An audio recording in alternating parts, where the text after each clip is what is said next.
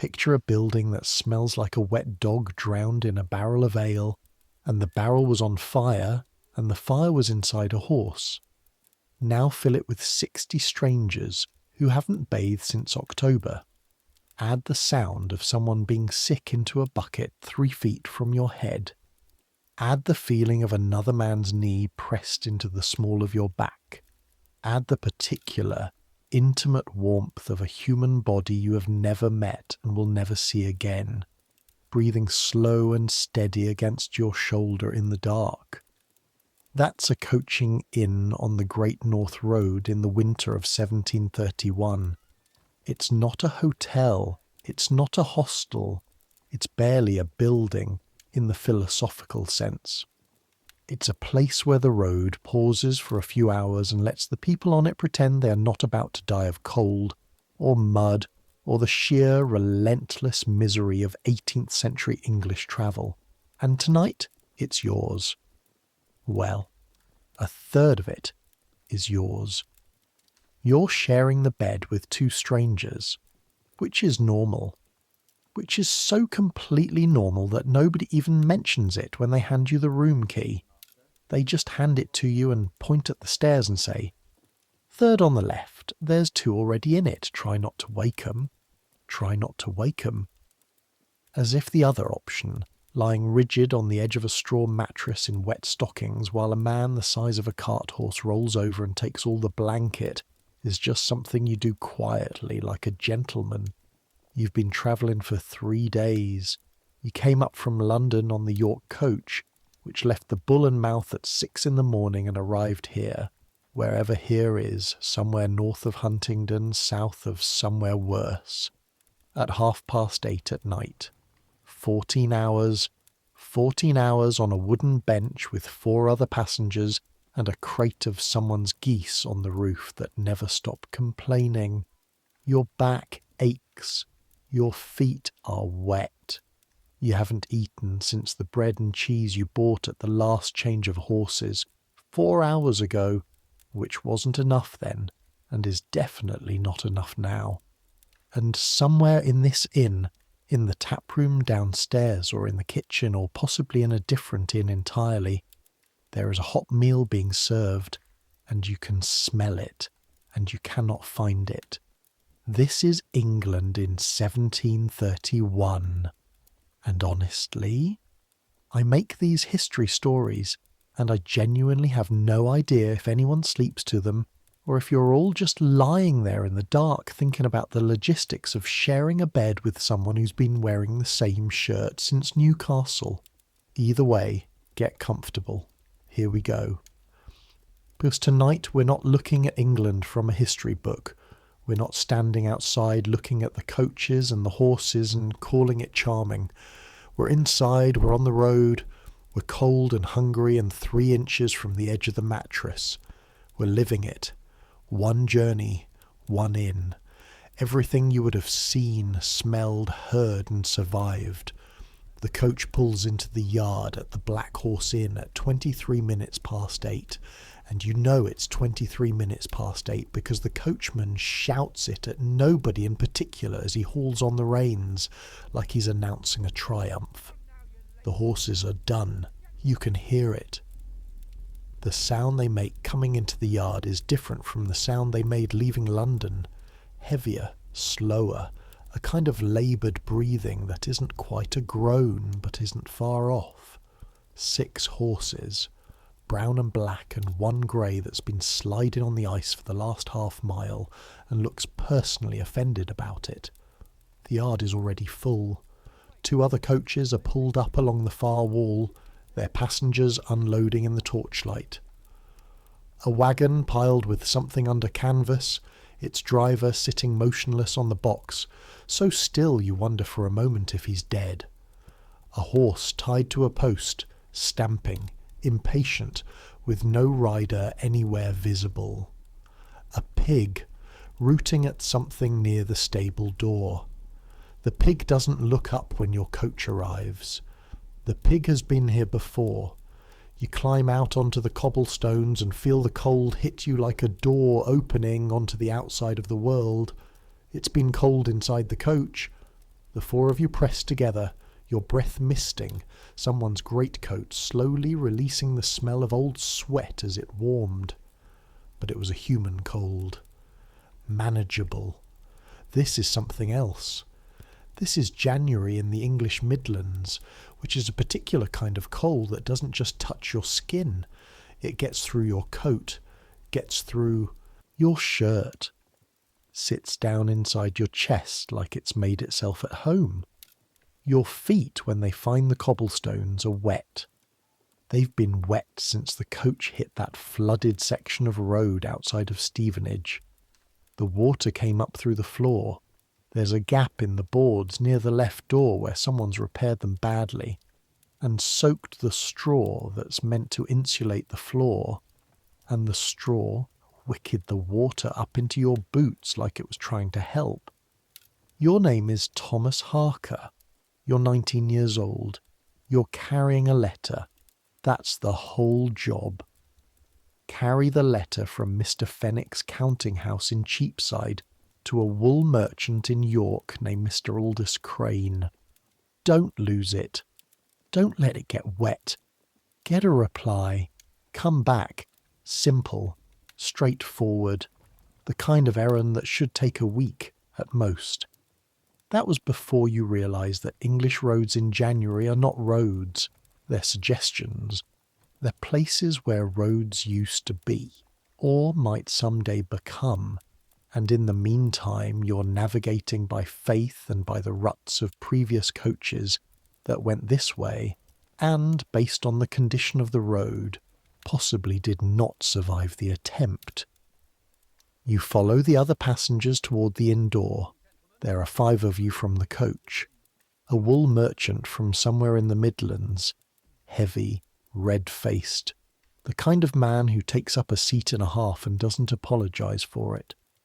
And a thin woman in black who hasn't spoken since London and doesn't start now.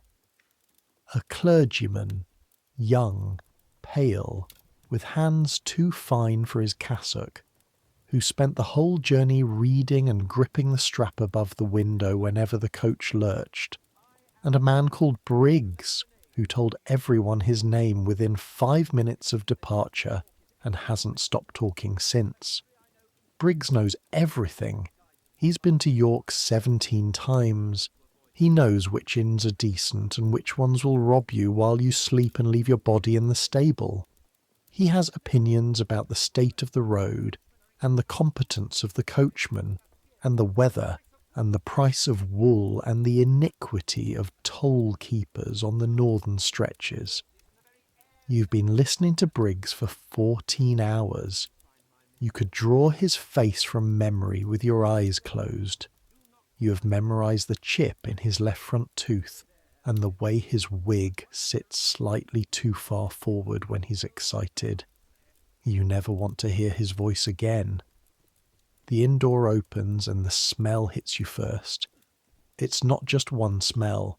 Nothing in the 18th century is ever just one smell. It's always layers. It's always a thing you peel, like an onion, if the onion had been living in a coaching inn for 30 years. The first layer is smoke. Coal and wood both. The coal from the kitchen range and the wood from the taproom fire. And they mix in a way that coats the back of your throat like a finger dragged through ash. Not unpleasant, actually. After the cold outside, smoke smells like survival. Smoke smells like warmth. The second layer is tallow. Every candle in this inn is made from rendered animal fat. Sheep, usually, or cattle. And when you burn enough of them in a low-ceilinged room with bad ventilation, the air itself starts to feel greasy. Like you could wipe it off your face. Like breathing has become a mildly disgusting activity. Then, ale. Spilled and fresh and sour and everything in between. Soaked into the wooden floor until the floor itself has opinions about fermentation. Then, horses. Even in the tap room, even 40 feet from the stable, there's horse. The smell comes in through the gaps in the walls, through the door when people enter, on the boots of the ostlers who track through from the yard. It's not a bad smell exactly. It's just there, always. The whole inn smells faintly of stable, the way a ship smells faintly of sea. Then, food. Something boiling in the kitchen. Something meaty and thick, and your stomach makes a sound like a man falling downstairs. Then, people. 60 of them, packed into a building designed for fewer, all of whom have been travelling and working and existing in bodies that have had limited access to fresh water and no access to what you'd call proper bathing facilities. It's not a cruel smell. It's just a human one. The smell of a species that lives close together and always has. And underneath it all, underneath every other thing, the particular intimate smell of the straw that lines the floors, the beds, the stables. Slightly sweet, slightly rotting, the smell of England itself. If England were squeezed into a room, you're standing in the doorway taking all of this in. The man behind you, Briggs, pushes past. Right, he says, like he owns the place. Let's see about rooms. The tap room at the Black Horse is roughly rectangular and roughly low-ceilinged and roughly full of people, arranged by invisible rules that nobody wrote down and everybody follows. Near the fire, the good seats, the warm seats, the seats with their backs to the wall and their faces to the room, sit the quality travellers. You can tell them by the cut of their coats, by the cleanliness of their wigs, by the way they hold their pewter cups with 3 fingers, like the cup might insult them if they gripped it properly. 2 gentlemen in the corner are playing cards, their table the only one with a proper candle rather than the cheaper rushlight that everyone else gets. A woman, wife of one of them, you think, though she hasn't looked at either man in the time you've been watching, sits slightly apart with a small book open on her lap, not reading it. They came in a private carriage. You can tell because they're too relaxed. Travellers on the public coaches look like what they are. People who've been in a box with strangers for 8 hours. They have a compressed quality, a slightly too loud laughter from the relief of space. The gentlemen by the fire look like they could have arrived from anywhere or nowhere. They look like the road didn't touch them. The road didn't touch them. They've got glass in their carriage windows. The middle of the room is a different country. This is where your fellow coach passengers settle, and where a collection of people who've been here longer have already claimed the better spots. A farmer with a face like a boot, eating alone with the focused dedication of a man who doesn't trust the world. 2 younger men, tradesmen by the look of their hands, ink-stained and calloused respectively, arguing about something that keeps making them laugh and then stop themselves. A drover, huge and quiet, with the particular stillness of a man who spends most of his life outside, and for whom a room this small and this crowded is something he tolerates rather than enjoys. The far end of the room, near the door to the kitchen and away from the fire, is where the servants sit, the coachman's guard, the footman from the private carriage, the travelling servant of the woman with the book, a girl about your age, small, with tired eyes, who's been on her feet since London and will probably be on them again in 4 hours. She's eating standing up with her back to the wall, watching the room with the particular vigilance of someone who's learned not to look comfortable in public. You know that look. You've got it yourself. You're 19 years old, and you work for a counting house, and you're carrying someone else's letter. You don't belong at the fire, and you know it, and the people at the fire know it too, and they don't even have to look up to make you feel it. You find a spot at a middle table, which is the appropriate table for someone of middling occupation and middling means on a road that is very clear about where you belong. Briggs sits down beside you. Of course he does. The landlord of the Black Horse is a man called Dawes.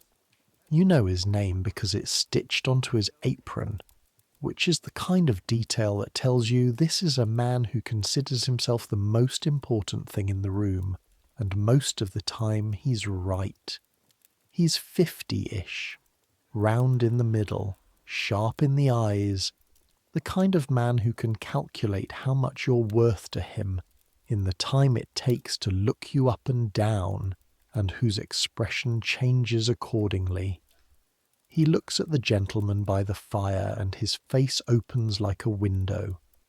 He looks at you and the window stays mostly closed, just a crack of professional pleasantness. 1 bed, you say. 1 bed. He writes something in his ledger. 3rd on the left, top of the stairs. 2 already in it. 2 already. It's a big bed. He's already looking past you. 3 shillings. Supper's 6pence extra. Hay for your horse if you've got one. You don't have a horse. You came on the public coach. This means you're worth exactly 3 shillings plus 6pence to Dawes, and the fact that 2 strangers are already in the bed you're about to sleep in is not a problem he's going to acknowledge. Because it's not a problem.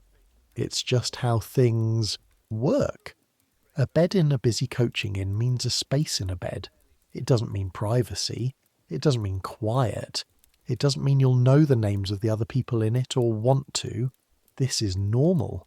You've known it would be like this since London, since Mr. Fenwick told you to take the York coach and gave you 4 shillings for expenses and 1 for the return. 5 shillings total, 3 for the bed, 6pence for supper. That leaves 1 shilling and 6pence for the return journey. And you haven't eaten properly in 4 hours, and the 6pence is starting to feel like a negotiation you're going to lose. The supper, you say. What is it? Pottage. Pottage. Right. Pottage is the word they use for whatever's in the pot. Sometimes it's good. Sometimes it's barely food, technically speaking. A gesture in the direction of nutrition, made with whatever the kitchen had left over and a lot of water. You don't know which kind this is. You can smell it from here, which is a good sign, but smelling like food and being food are not always the same thing. 1, please, you say. Dawes nods, doesn't write it down. He's already moved on to the next person. The pottage arrives in a wooden bowl that has been used so many times it's stopped being a distinct object and has become something more like a philosophical concept. The wood is dark with years of use, slightly tacky to the touch, in a way you choose not to examine too closely. The spoon is pewter. The bread that comes with it is yesterday's, maybe the day before's, hard enough to use as a doorstop but soft enough once you dip it to become something like food. The pottage itself is fine. It's warm, which is the most important thing. Barley, and something that might be turnip, and threads of something that was probably a cheaper cut of mutton before it spent 8 hours becoming thoroughly unidentifiable. There's salt, but not enough. There's something herby, faint, dried rather than fresh. There's the particular flavour of a pot that doesn't get fully cleaned between uses, which sounds unpleasant and is, slightly, but is also just how things taste in the 18th century. You're not eating for pleasure. You're eating to stop the feeling that your stomach is attempting to eat itself from the inside. You eat quickly, standing habit almost. In London, in the counting house, meals happen fast between other things, in the gaps that commerce allows. You've never learned to eat slowly. Mr. Fenwick doesn't eat slowly, and Mr. Fenwick is the template for how a serious person behaves. Briggs is next to you, eating his own pottage and talking at the same time. which is either a skill or a character flaw depending on how you look at it. Black Horse has gone downhill, he's saying. Used to be a decent house. Landlord's changed twice since I was last through, and you can tell. The pottage. He gestures with his spoon. No depth. You want pottage with depth. Something that's been cooking since morning.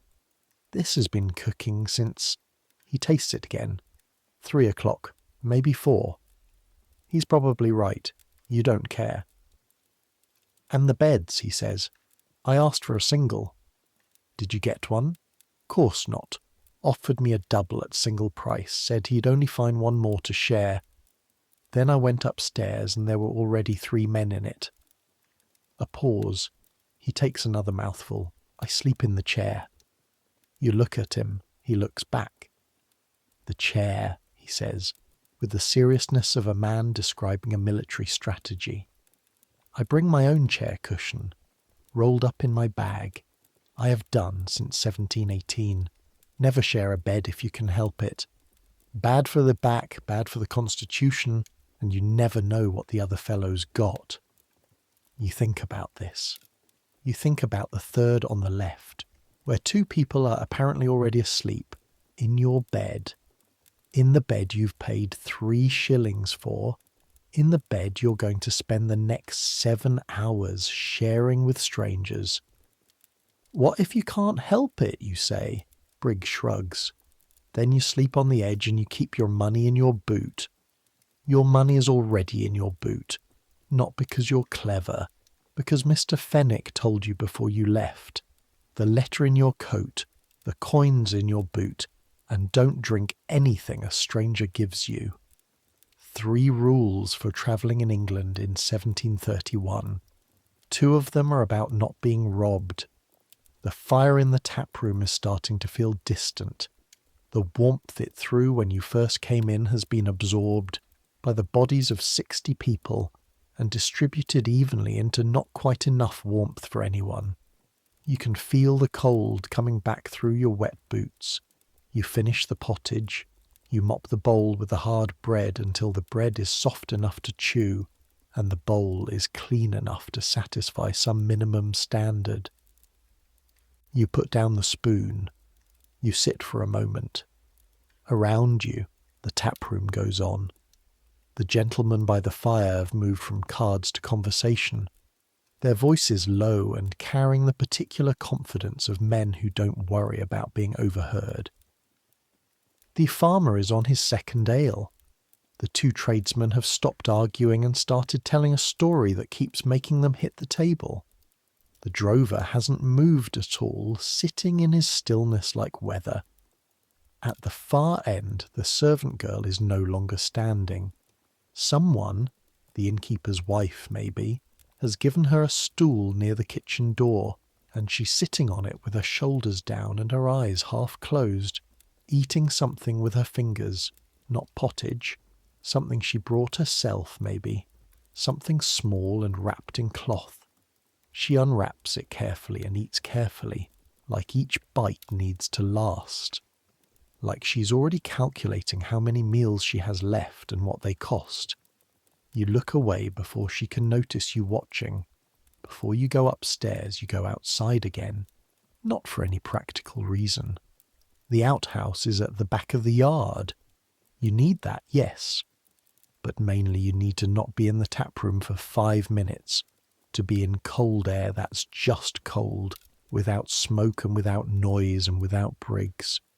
The yard at night is a different place from the yard at dusk. The torches are still burning at the gate and over the stable door, throwing orange light on the cobblestones in irregular patches. Between the patches, the yard is dark in a way that has weight to it. Not sinister exactly, just present. The dark as a physical thing, something that pushes back against the light at the edges. The horses are in the stable now. You can hear them through the wall, shifting weight, the sound of a hoof against stone, the long exhalation of a large animal settling into rest. 6 coach horses and however many others. The stable at the Black Horse holds 20, Briggs told you at some point during the journey. On a busy night in winter, they put in 30. An ostler, a boy, maybe 14, maybe younger, is crossing the yard with a bucket of water. He walks fast and doesn't look up. He's been doing this since before dawn and will do it again before dawn tomorrow. The bucket leaves a trail of drops on the cobblestones that freeze as you watch. The outhouse is at the far corner of the yard. You need it. You use it. You don't examine the experience too closely. Coming back across the yard, you stop. There are stars. For the first time in days, since you left London, which has so much smoke that the sky there is not so much a sky as a ceiling, there are actual stars. Not many, and not clear. There are clouds piling in from the west that will cover them by midnight, but for this moment, standing in a coaching-in yard in the Midlands in January 1731, you can see stars. The cold air smells like coming snow. You've grown up enough to know that smell, that particular sharpness that isn't quite anything else. Like the air itself has changed its mind about being air and is becoming something harder. It'll snow tonight. The road tomorrow will be worse. The thought sits in your chest, cold and practical. The letter needs to get to York.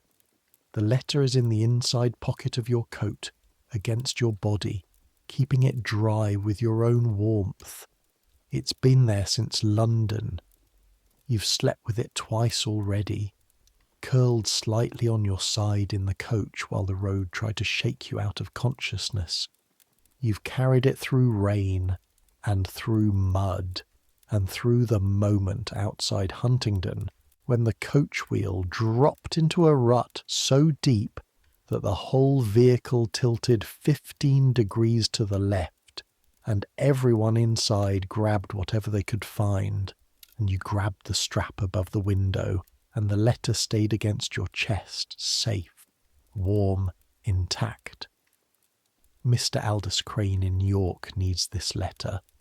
Mr. Fenwick needs Mr. Aldous Crane to have this letter. You need your position at the counting house, which depends on Mr. Fenwick, which depends on delivering the letter. Simple chain, simple stakes. You go back inside. The stairs at the Black Horse are steep and narrow and built at a point in English architectural history when the prevailing philosophy was, people need to get upstairs, and that's enough. Let's not overthink it. Each step is slightly different from the last. Different heights, different depths, worn unevenly by years of boots going up and coming down. The handrail is a rope, thick and slightly fuzzy, threaded through iron loops in the wall. You grip it on the way up because the candle you've been given, one tallow candle about 3 inches in a small tin holder, throws enough light to see the next step but not quite enough to see it with confidence. The ceiling at the top of the stairs is low enough that you instinctively duck. You don't need to, quite, but the space is so narrow that ducking feels like the respectful thing to do. The upper floor is a corridor with rooms on either side. The doors are plain wood, fitted with simple iron latches. From behind some of them, sounds, snoring, the low murmur of a conversation, someone coughing with the particular wet thoroughness of a chest infection that's been developing since November and will probably make it to March. Third on the left. The latch lifts without difficulty.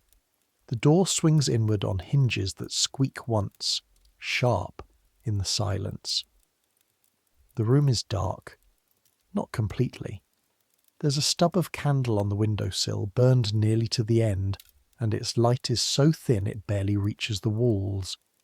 But it's enough to see the basic geography. Small. Smaller than your room in London, which is already smaller than small.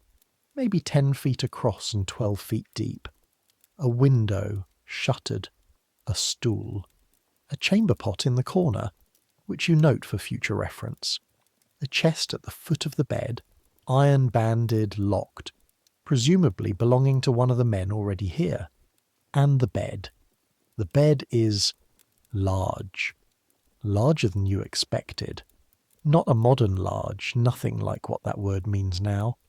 An 18th century large, which means it's wide enough for 3 people, if 2 of them are willing to not be comfortable, and the third is a child or very thin. 2 men are already in it.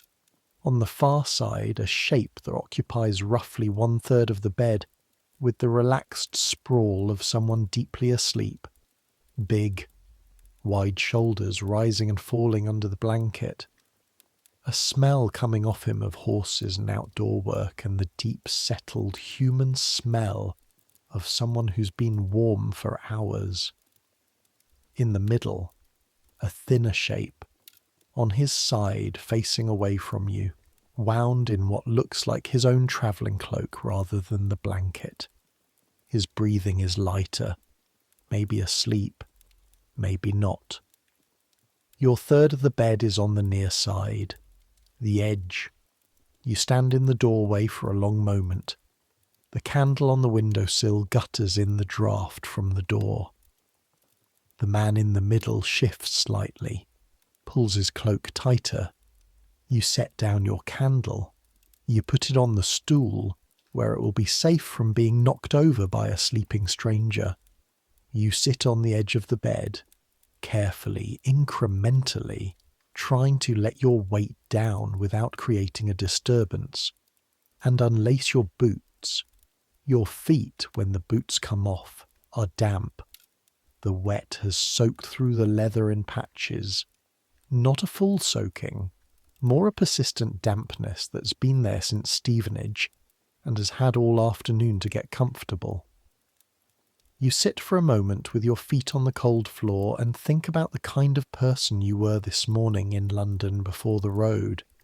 Then you lie down, still in your coat, still with your money in your boot, which you've placed against the wall within arm's reach, still with the letter pressed against your chest, slightly warmer than it should be from being held there all day. The blanket covers you, just barely. The man in the middle breathes. The man on the far side breathes louder. Outside, the wind has picked up. You can hear it working at the shutters, testing them, looking for a way in. Snow coming. You can hear it in the wind's particular quality, that dry edge, that clean cold sharpness. You close your eyes. You don't sleep. You need to understand what sleeping in this bed actually means. Not the polite version, the real version. This mattress is straw. Not straw in a cloth cover the way you're imagining it, though there is a cover, coarse linen yellowed, but straw as in actual agricultural straw, packed by hand when this mattress was made and redistributed unevenly by every body that's lain on it since. In some places it's gone flat as a board, in other places it lumps. Under your hip right now there's a concentration of stalks that has compressed into something approaching a small hill. The blanket is wool, heavy, the way old wool gets when it's been washed and dried too many times. Dense, slightly matted, still warm, the way wool stays warm even when it's damp. It smells of sheep and of the people who've slept under it before you. Not a bad smell, just a real one. The pillow, there's one, and you're sharing it, which you discover when you reach for it and find a head already there. Not your head, someone else's. You pull your hand back like you've touched something hot. The man in the middle, without waking, makes a low sound. Not a word, just a sound. He resettles. You use your coat, folded, for a pillow. The sheets. Yes, there are sheets, linen, thin, were probably clean when they are put on. But that might have been before your 2 predecessors arrived, and it might have been longer ago than that. The Black Horse is a busy inn on a busy road. How often sheets get changed depends on the inn, the landlord, the season. In winter, when the laundry is harder to dry, probably less often than you'd like. You don't think about this. You think about it briefly, and then you decide not to think about it, which is a skill that travel teaches quickly. The warmth from the two bodies beside you is real and immediate. This is the thing nobody tells you about sharing a bed with strangers. It's warm. The three of you together are generating something like a small fire. After 3 days of cold, the coach, the stops, the wet feet. The warmth is so physical and so immediate that your body starts to let go before your mind does. Your shoulders drop. Your hands, which have been clenched without your noticing, open. The letter, pressed against your chest, shifts slightly with your breathing. Outside, the wind. Inside, the breathing of two strangers. In the room below yours, or possibly the room beside yours, the walls are thin. Someone is snoring with the focused intensity of a man who's given the project his full commitment. The candle on the windowsill has gone out. The room is dark now, properly dark, the kind of dark that has texture. You're 19 years old, alone in the dark in an inn somewhere between London and York, sharing a bed with two men whose names you don't know, carrying a letter that isn't yours for a man you've never met, on a road that's about to get worse, and you're almost asleep. That's the thing about being young and tired. The body wins. The sounds blur together. Snoring, wind, the distant stamp of a horse in the stable, the creak of the building itself settling in the cold. And become something undifferentiated, something like silence, something hits you, not violently, but it's a shoulder, an elbow. The man beside you, the big one, the one who's been asleep since before you arrived, has rolled over in his sleep, and he has rolled toward you, and he is approximately the size of a wardrobe. You're now at the absolute edge of the bed. You're not in any immediate danger of falling, but you are at that stage of the edge where falling is no longer theoretical, where one more degree of roll would make the decision for you. You lie there, rigid, doing the spatial calculations. You're on your side now, facing the wall. The man's shoulder is against your back. He's not awake. He has no idea this is happening. His breathing is deep and slow and entirely unconcerned with your situation. The man in the middle is still on his side, still facing away from you, still wrapped in his cloak. You have maybe 4 inches of mattress. Your options are wake the large man, which seems rude, wake the middle man, which seems worse, lie rigid against the wall for the next 4 hours, or somehow reclaim your territory by a process of slow, incremental shifting, like a military operation conducted in miniature. You choose the last option. It takes about 20 minutes of millimetric movement, and by the end of it, you have approximately 8 inches of mattress, and your shoulder is back at something approaching a normal angle. Your back hurts. Not from the man, well, partly from the man, but from 3 days in the coach, on a wooden bench with minimal padding, on roads that seem to have been designed specifically to find every weakness in the human spine. There's a creak outside your door. You're immediately completely awake. The kind of awake that travel does to you, the city alert kind, the kind that Mr. Fenwick knew about when he said keep your money in your boot. Footsteps, down the corridor, slow, then stopping. Outside your door? No. Farther. Someone going to the stairs. The outhouse, probably. The middle of the night, January, an old inn. It's cold. People need things. Life continues. The footsteps go down the stairs. The inn settles back into its nighttime sounds. Your heart slows. The large man beside you makes a sound in his sleep that might be a word. Not a coherent one. Just the sound of a person dreaming in a language you don't have access to. You lie there in the dark. The fire in the taproom below has burned down to embers by now. The room has gotten colder while you've been lying here. You can feel it in your nose. The air coming in through the gaps in the shutters has that dry metallic quality that means the temperature outside has dropped further. Snow. You pull the blanket up another inch. The large man in his sleep takes it back without apparent effort. You give up. The inn comes back to life in stages, not all at once. The first stage is the kitchen. You hear it before you're properly awake. The clank of iron on iron, the thud of wood on the grate, the beginning of fire sounds, and then, faintly, voices.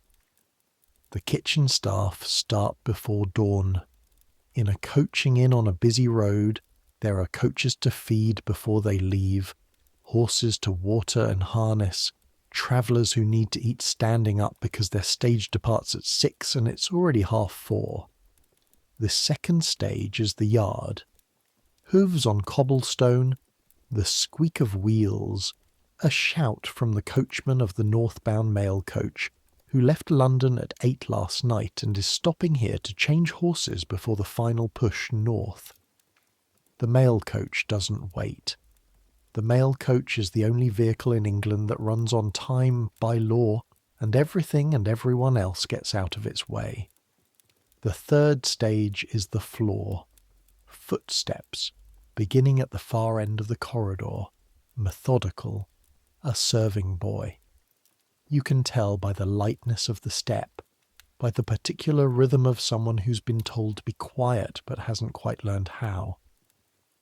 Doors opening, the sound of a fire being set in a cold grate, the crumple of paper, the hiss and catch of flame. By the time the footsteps reach your door, you're sitting up. The man in the middle, the thin one, is also awake. He's been awake for a while, you think. He's sitting at the edge of the bed, his back to you, putting on his shoes. His movements are quiet and practiced. He does this every morning. Probably has, for years. He stands up. He's slight, taller than he looked lying down, dressed in dark travelling clothes that have seen better days but are kept with the kind of care that makes them seem better than they are. His coat is brushed, his boots are polished, or were once.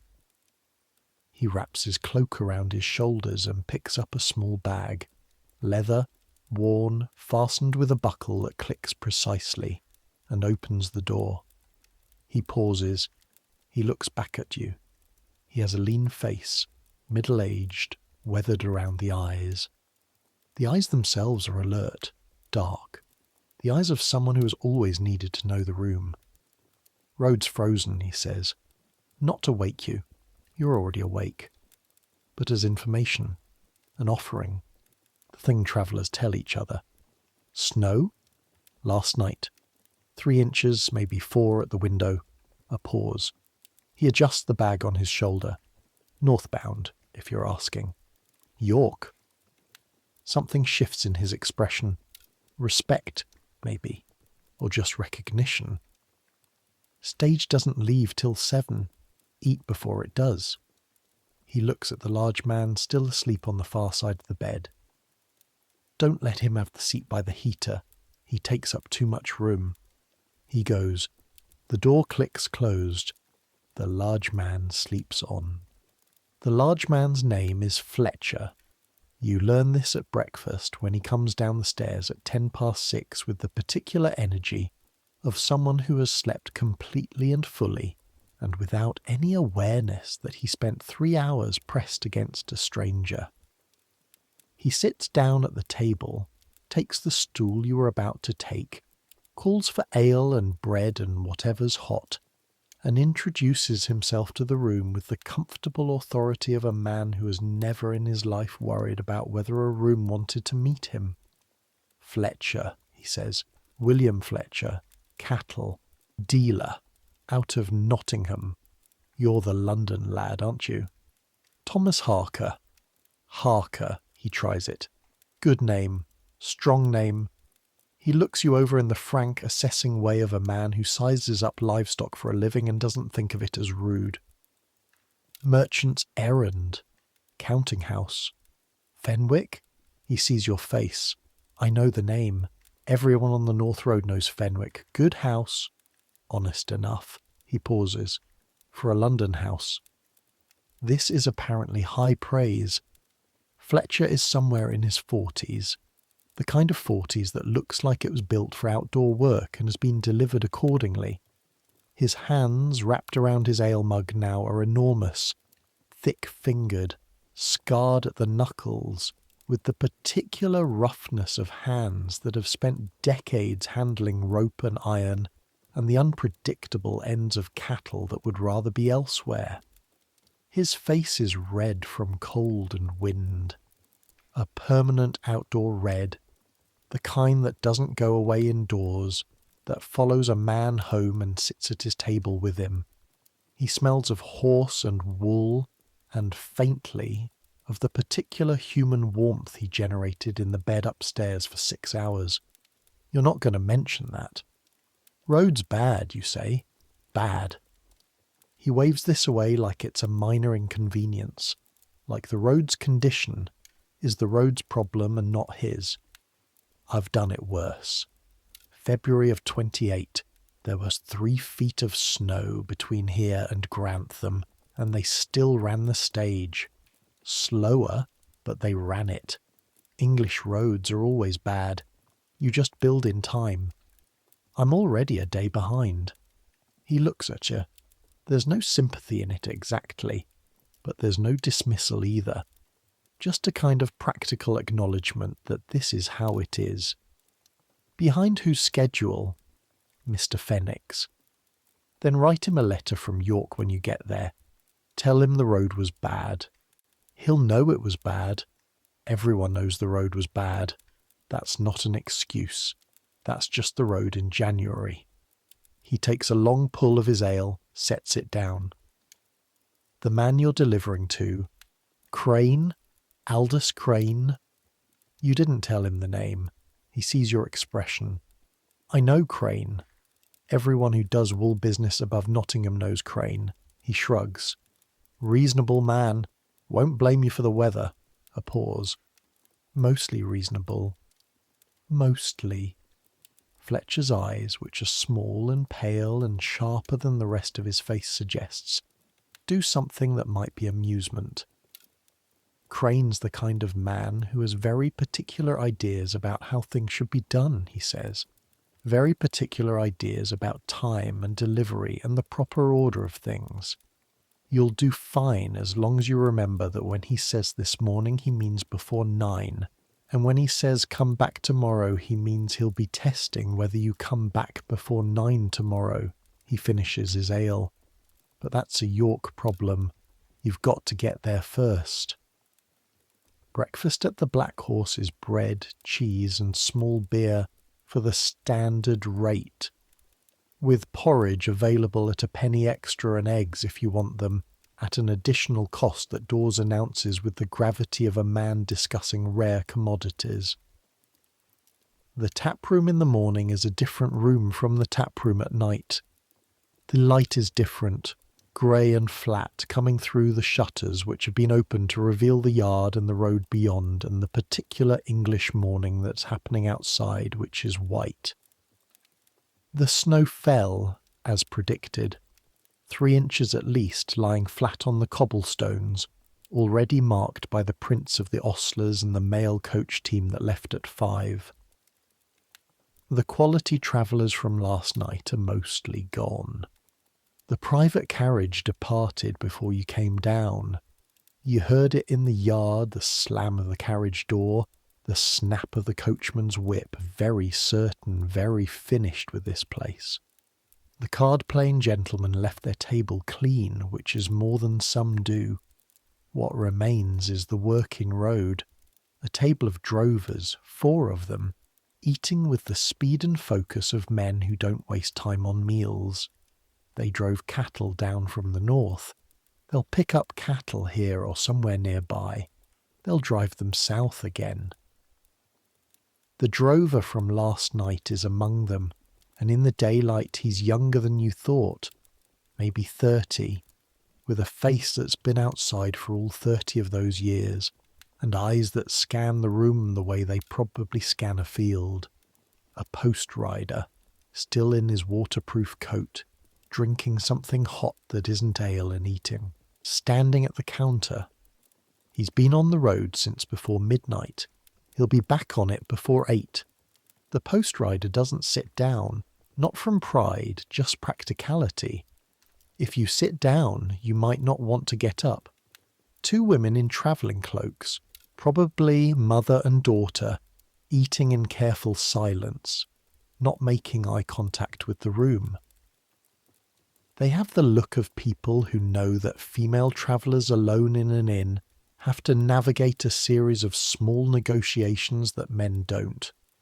They've got a servant with them, a boy of about 12 who's been given the stool near the door and has his small bag between his feet and his hand on it. Briggs is at the far end of the long table. You take the near end. He finds you anyway, 2 minutes later, with his bread and his cheese and his particular need to tell someone everything he knows. Slept in the chair, he announces. As predicted. Much better. He sits down. You're sharing with Fletcher, I see. I was. He's going south. Course he is. Cattle dealer. Bought what he needed, heading back. Briggs lowers his voice in the way people do when they're about to say something that doesn't actually require lowering. Good man, Fletcher. Honest dealer. Not all of them are on the road. You'd be surprised. You wouldn't be surprised. Mr. Fenwick has spent several years informing you, in precise detail, about the varieties of dishonesty practised by dealers on every road in England. Stage leaves at 7, you say. You're eating quickly. The bread is better than last night. Fresher, the morning's bread, still slightly warm in the middle. The cheese is hard and sharp and exactly what cold air and insufficient sleep requires. What time does it get in? York? 4, if the road holds. 5, maybe 6, if it doesn't. He eats a piece of cheese with the expression of a man evaluating evidence. But it won't. Hold, I mean. That snow came in last night from the west, and there's more behind it. Can smell it. You can smell it too. That same dry metallic quality, coming in through the open shutter with the light. I need to be in York by tonight. Briggs looks at you with the particular patience of a man who has been corrected by reality many times and has made a kind of peace with it. Son, he says, you're 19. He's maybe 50. This is apparently permitted. Nobody gets anywhere by tonight in that. You'll get there when you get there. The letter will keep. The letter, against your chest, still there, still dry. Mr. Fenwick. Mr. Fenwick is in London, Briggs says, with the simple authority of geography. The road is here. When the road and Mr. Fenwick disagree, the road wins. Always has, always will. He finishes his cheese, looks satisfied. Now, the stage. I've been on this route 17 times. Here is what you need to know. The York stagecoach departs at 7 2 because one of the passengers, the wool merchant from last night, whose name turns out to be Gaskell, is still at breakfast when the coachman, a man called Ord, who has the energy of someone permanently on the edge of an argument, announces departure. Gaskell comes out at 7 3 still chewing. Ord watches him board with an expression of concentrated professional suffering. He says nothing. He's been doing this long enough to know that 1 minute matters, and also that it doesn't, and that the art of running a coach is knowing which is which. There are 6 of you on the stage, not 4. The 2 women from breakfast take the interior seats on one side. The good side, the side that faces forward, which means you don't spend the journey watching where you've been. You and Gaskell take the other. The clergyman from yesterday is here again, apparently continuing north, and he sits beside Gaskell with the expression of a man who's accepted his situation. The 6th passenger is new. He appears from the stable yard at the last moment, a young man, late 20s maybe, with a brown coat and a bag worn across his body, and the look of someone who has been awake all night, but for practical rather than social reasons. He sits beside you. He smells of ink and fire. Printer's boy, Briggs would have told you, but Briggs went south with Fletcher into the snow, and you're without commentary for the first time in 12 hours. The coach leaves the yard of the Black Horse at 7 4 minutes. Ord makes up the minute before you're out of sight of the inn. Now. The Great North Road. Let me tell you what this road actually is, because it's not what the name suggests. The Great North Road sounds like a statement of intent. It sounds like something wide and purposeful and Roman, which is appropriate, because it is Roman. Or at least, the idea of it is, the basic line north through England that the Romans put down in the 1st century, and that England has been arguing about maintaining ever since. The Romans had the right idea. They paved their roads, they put down gravel and stones and proper foundations. They understood that a road is infrastructure, not just a direction. The 18th century has a different relationship with this concept. The road you're on right now is maintained by turnpike trusts, private companies who get the right to charge tolls in exchange for keeping the road passable. This system was invented because Parliament couldn't figure out who should be responsible for roads and decided the answer was someone else, who charges money. In theory, this makes roads better. In practice, it makes some roads better, and some roads marginally less awful, and some roads exactly as bad as before, but with the added cost of a toll. The section you're on right now is the better kind. Grantham Road, maintained by one of the more conscientious trusts, metalled with gravel and reasonably well drained. In summer it's almost pleasant. In January, after 3 inches of snow, with more coming, it is functional. Just. You can feel the horses working harder than yesterday. The coach moves at maybe 6 miles an hour, less on the uphills, which means Briggie's estimate of 4 hours to York was optimistic, and 6 was probably right. What's outside the windows is England in winter, which is specific and not what you think. Not picturesque. Not the kind of winter landscape that people in warmer places imagine when they think of England. The romantic snow, the thatched cottages, the warm lights in windows. What's outside is flat. The Midlands giving way to the beginning of Yorkshire. The fields under snow that turns them from one kind of blank into another. Hedgerows with the snow caught in them, making them look like something has been written and then erased. The occasional village, a church tower first, then rooftops, then a brief flash of life, a woman in a doorway, a cart on a side road, smoke from a chimney in the particular thick upward curl that cold air makes, and then gone, the village behind you before it fully registered. Trees, bare, their branches holding snow in the horizontal, turning every tree into its own precise diagram of how branches work. The mathematics of branches, exposed by winter, is very clear and very cold. A river glimpsed between fields dark against the white.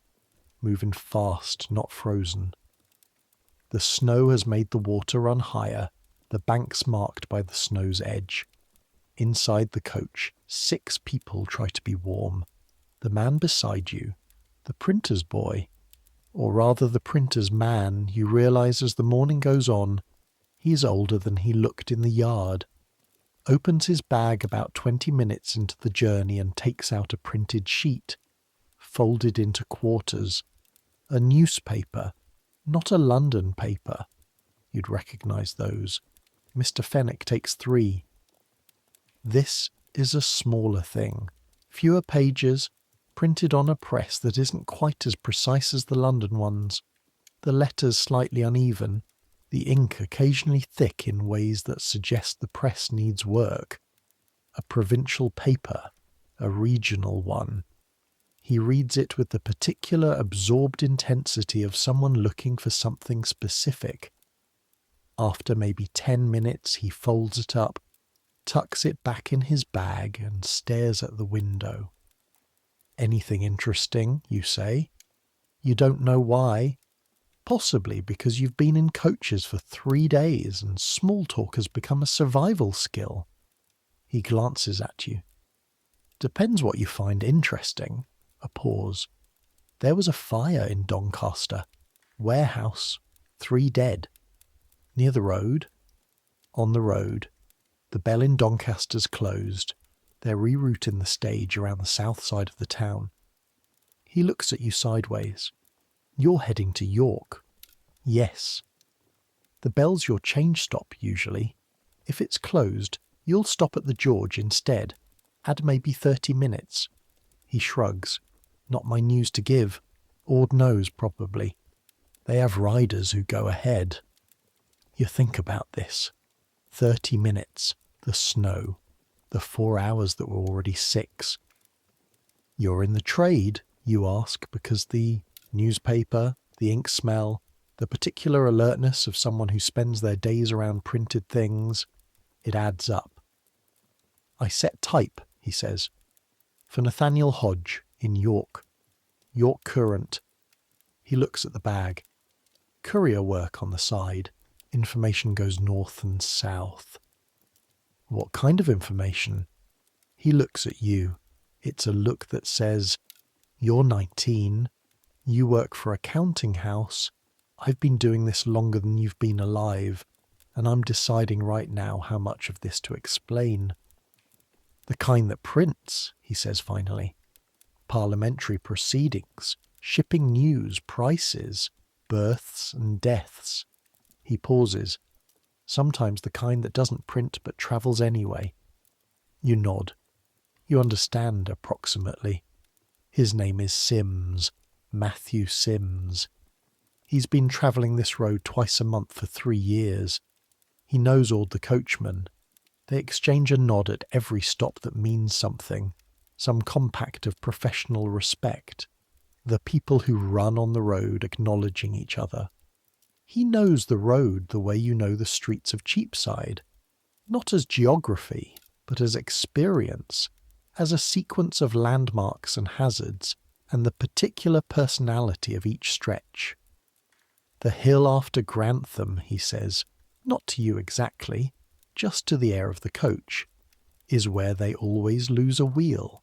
It's the camber, too steep on the left side, and when the road's wet, or frozen, the left rear wheel goes first, every time. He says this about 2 miles before the hill after Grantham.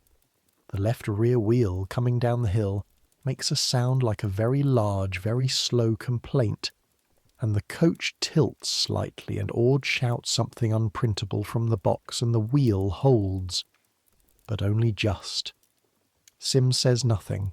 He was already reading again. The first toll gate. The coach stops. This is expected. You've gone through 4 of them in the last 3 days. But each one is its own small negotiation, conducted between Ord and the toll keeper in the particular language of 2 people who see each other twice a day, hate each other mildly, and need each other absolutely. The toll for the stage is set by the trust. Ord pays it. The passengers don't see this. It's built into the fare. But you can hear it. The murmur of numbers, the clink of coin, the specific silence that follows payment, which is the silence of the toll keeper deciding whether to make this complicated. He doesn't. He waves them through. But the cart behind you is different. Through the rear window, you can just see it twisting slightly in your seat. There's a farm cart piled with turnips. The driver, a man in his 50s, with a face that's been arguing with toll keepers for decades. The toll keeper, a young man, has come out of his gatehouse with a slate and is writing something down. The cart driver gets off his cart. The tone of the exchange, which you can't hear through the glass in the distance, is clear even without words. The cart driver's posture, squared, outraged, a man being charged something he considers unjust. The toll keeper's posture, official, slightly defensive, a man enforcing rules he didn't make but is obliged to uphold. This goes on for 3 minutes. Ord doesn't wait. The stage moves north. You watch the farm cart recede until the road curves and it's gone. This is how you move through England in 1731. Every road costs money. Every bridge cost money. Every mile cost money, fractions of a penny added up, multiplied by the number of wheels, the weight of the load, the classification of the vehicle. There are 43 toll gates between London and York on the main route. 43 stops. 43 negotiations, quick or slow, smooth or not, depending on the gate, the keeper, the day. The sum of those tolls paid by every cart, every stage, every private carriage on this road funds the road's maintenance. In theory. In practice, some of it funds the road, some of it funds the toll keepers' houses, some of it funds various arrangements between trust members and the contractors who do the repairs, and some of it disappears in the way that money tends to disappear when it passes through many hands. But the road exists. You're on it. It's working, more or less in the snow. That's something. Grantham at noon. The stage stops for 30 minutes. Change of horses. The original 6 handed off to an ostler who appears with a fresh team. The whole exchange practised and fast. 12 horses moving in the inn-yard like a complicated dance where everyone knows their part. Ord climbs down, climbs back up, doesn't eat, drinks something from a flask that he keeps inside his coat. The passengers have 30 minutes. You've learned, from Briggs, from Sims, from the accumulated wisdom of 3 days on the road, that 30 minutes at a coaching inn stop is managed very specifically. First, the outhouse. Second, hot food if it's available and you're fast.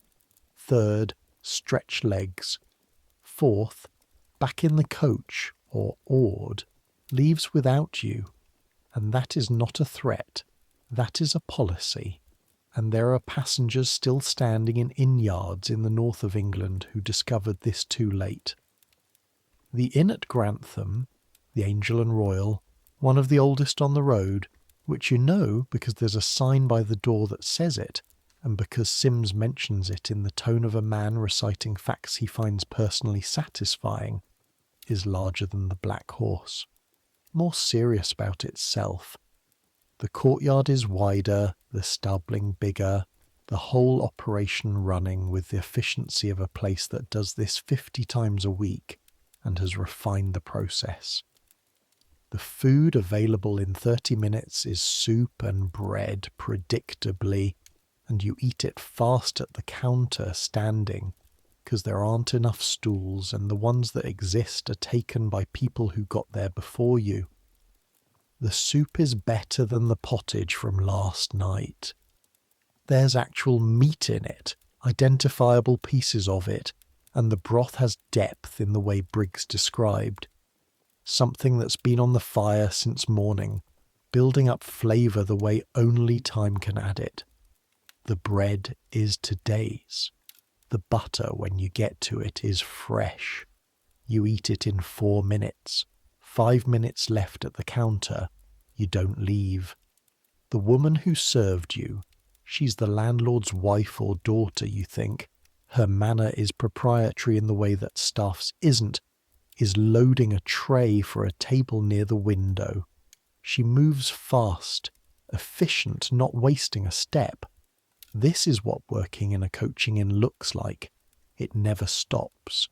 There is no slow time, no breathing time, just the constant rhythm of people arriving and eating and leaving and more arriving. She pauses beside you on the way back from the table. You're on the York stage? Yes. Ord's leaving in 5 minutes, not 7. He's making up time. She doesn't wait for your response. She's already moving. You're out the door in 30 seconds. North of Grantham, the snow starts again. Not dramatically. Not the theatrical kind. Just begins. The sky was already the particular white-grey of a sky with more snow in it. And then it starts delivering quietly. Small flakes first, barely distinguishable from the cold air itself. And then gradually more, thicker, until the fields on either side of the road have started to blur at their edges, and the road ahead has a freshness to it, the old snow covered again. Inside the coach, the temperature drops. The 6 of you have been radiating enough collective warmth to keep the interior from being genuinely dangerous. But now the cold presses in through the windows and the doors and the gaps around them, finding every imperfection. The woman, Mrs. Hadfield, you've learned, travelling to York to her daughters, pulls her cloak tighter. The clergyman sits on his hands.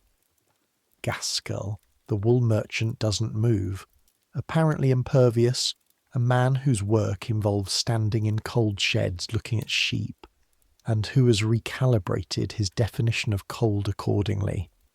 The road gets slower, not dramatically. Ord is good, the horses are fresh, the road's been maintained in this section more recently than some. But the pace drops, incremental, from 6 miles an hour to 5 to 4.5. You are aware, with the mathematical clarity of someone who's been given a specific job to do and has so far not done it adequately, that York is getting further away in time even as you move toward it in space. Sims is asleep. He closed his eyes outside Grantham and hasn't reopened them. He sleeps the way experienced travellers sleep, upright, braced against the side of the coach, motion as a lullaby rather than an obstacle. You envy him this. Your back hurts. The muscle across your right shoulder, where the large man slept against you last night, has tightened into something specific and persistent. Every time the coach lurches, and it lurches regularly over ruts hidden by the new snow, it makes its presence known. First long journey, the clergyman says. He's been quiet for most of the morning. Now he's watching you with the particular gentleness of someone who has practice being kind to strangers. First north of Hertfordshire, you say. York is worth the getting to. He says it with the weight of someone who means it. The Minster, he stops. Well, you'll see. He says this with the confidence of a man who has absolute faith that seeing will be sufficient, and that anything he could say would only reduce it. Business? He asks. Letter? He nods, doesn't ask more. Clergymen, in your experience, know when to stop. How long are you staying? 1 night, maybe 2 if... You think of the snow, the road. 30 minutes in Doncaster. Maybe 2? There's a reasonable inn near Gillygate. The Plough, clean beds. He pauses, apparently doing a small private calculation. Relatively speaking. Relatively speaking. This is the standard by which beds are judged on the Great North Road. Not clean, relatively clean. The comparison isn't with some ideal of cleanliness. The comparison is with everything else. You think of last night. Fletcher's shoulder, the edge of the mattress, the cold and the dark and the letter pressed against your chest. You think, if the plough is better than that, you can manage. The fire at the warehouse in Doncaster happened 4 days ago. You can smell it before you see it. The particular cold smell of old burning water-doused ash. The specific acrid quality of wet timber that has been charred. Not smoke anymore, not active, but the ghost of smoke hanging in the damp air. The Bell Coaching Inn is closed. The front of the building looks intact from the road.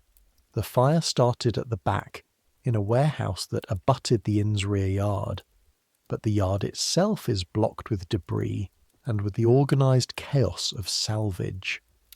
Men carrying things out, barrels, furniture, the endless contents of an inn being relocated temporarily, permanently, somewhere. Ord takes the south route around, as Sims predicted. From the new angle you can see the warehouse. It's gone. The walls stand, or most of them do, the stone ones, but they're black, and the roof is not there anymore, and through the empty windows you can see the blue-white sky. The snow has covered some of the debris in the yard, but not all of it, and what the snow hasn't covered is a pattern of charred wood and broken stone that tells the story of how fire moves through a building. The 3 dead were night watchmen, Sims says, awake now, reading his newspaper again, having apparently filed the sleep away as efficiently as everything else. One was found near the rear door, tried to get out, didn't make it. The other 2 were deeper in. Nobody knows how it started. The paper says likely accident, which is what they say when they don't know. The coach passes the ruins without stopping. You watch it through the window until the road curves. 3 men, in a warehouse, in the night, in January. And then, a fire. You think about the black horse last night, the candle on the windowsill, the way it guttered in the draught from the door, the straw mattress and the wool blanket, and the old dry wood of the floor. You think about 60 people asleep in a building full of flammable things, and 1 candle left burning. Fire is the thing English towns live with. Always have. Probably always will, until they figure out something different. London itself burned 65 years ago. The Great Fire, 1666, which every English child is told about until they understand, in their bones, what fire does to a city. What it does to streets of timber buildings pressed close together, in a dry September, with nothing between them and the wind. London rebuilt in stone after 1666. Some of it. The important parts. The rest rebuilt in timber again. Because stone is expensive and timber is there and people need houses now, not eventually. The same logic applies to every town you've passed through. They know about fire. They build in wood anyway. 'Cause what choice is there? You make a private note. Check where the candle is before you sleep. The road to York in the last 10 miles is the best road you've been on in 3 days.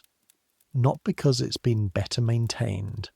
It has been, marginally, but that's not the reason. The reason is that you're nearly there, and the particular quality of nearly there changes how a road feels.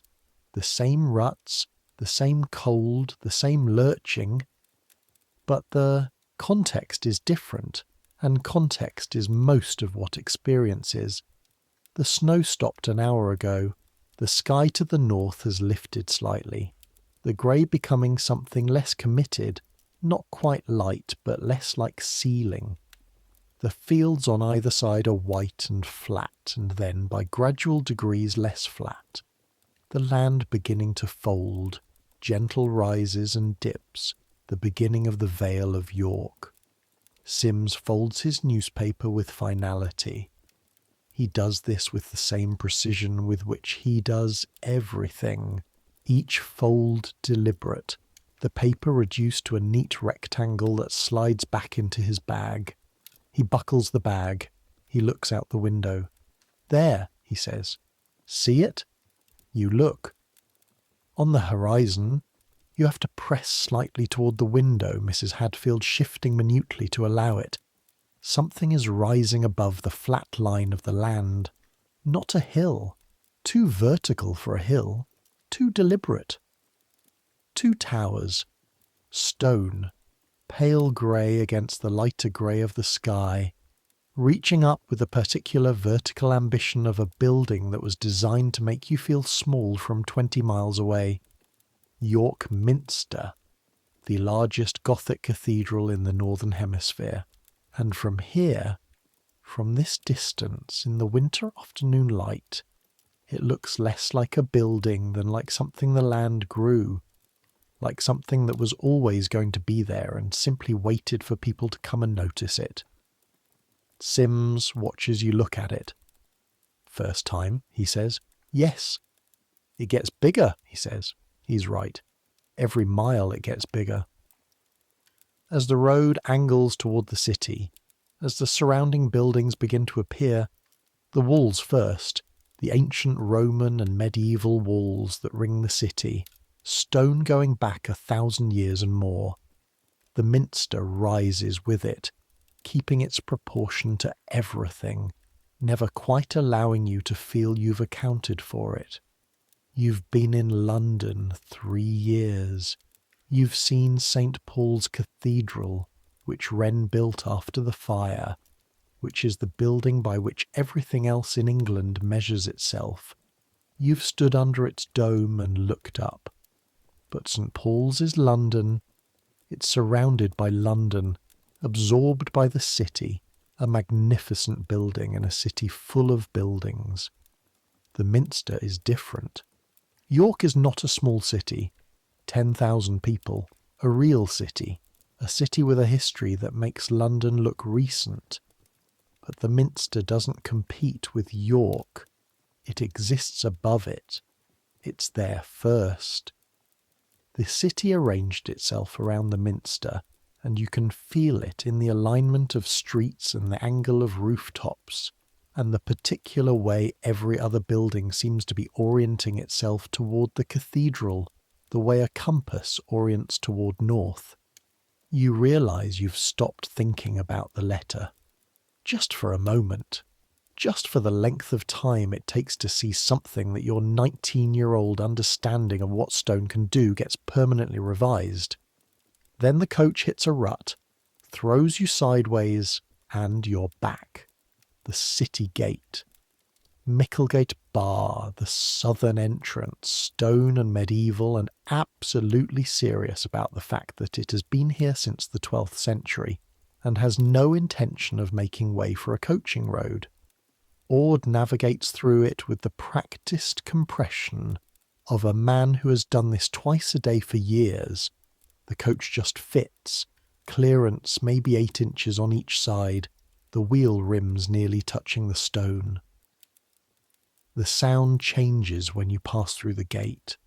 The city sound, more dense, more layered, echoing off the stone buildings and the close-pressed streets in a way that the open road doesn't.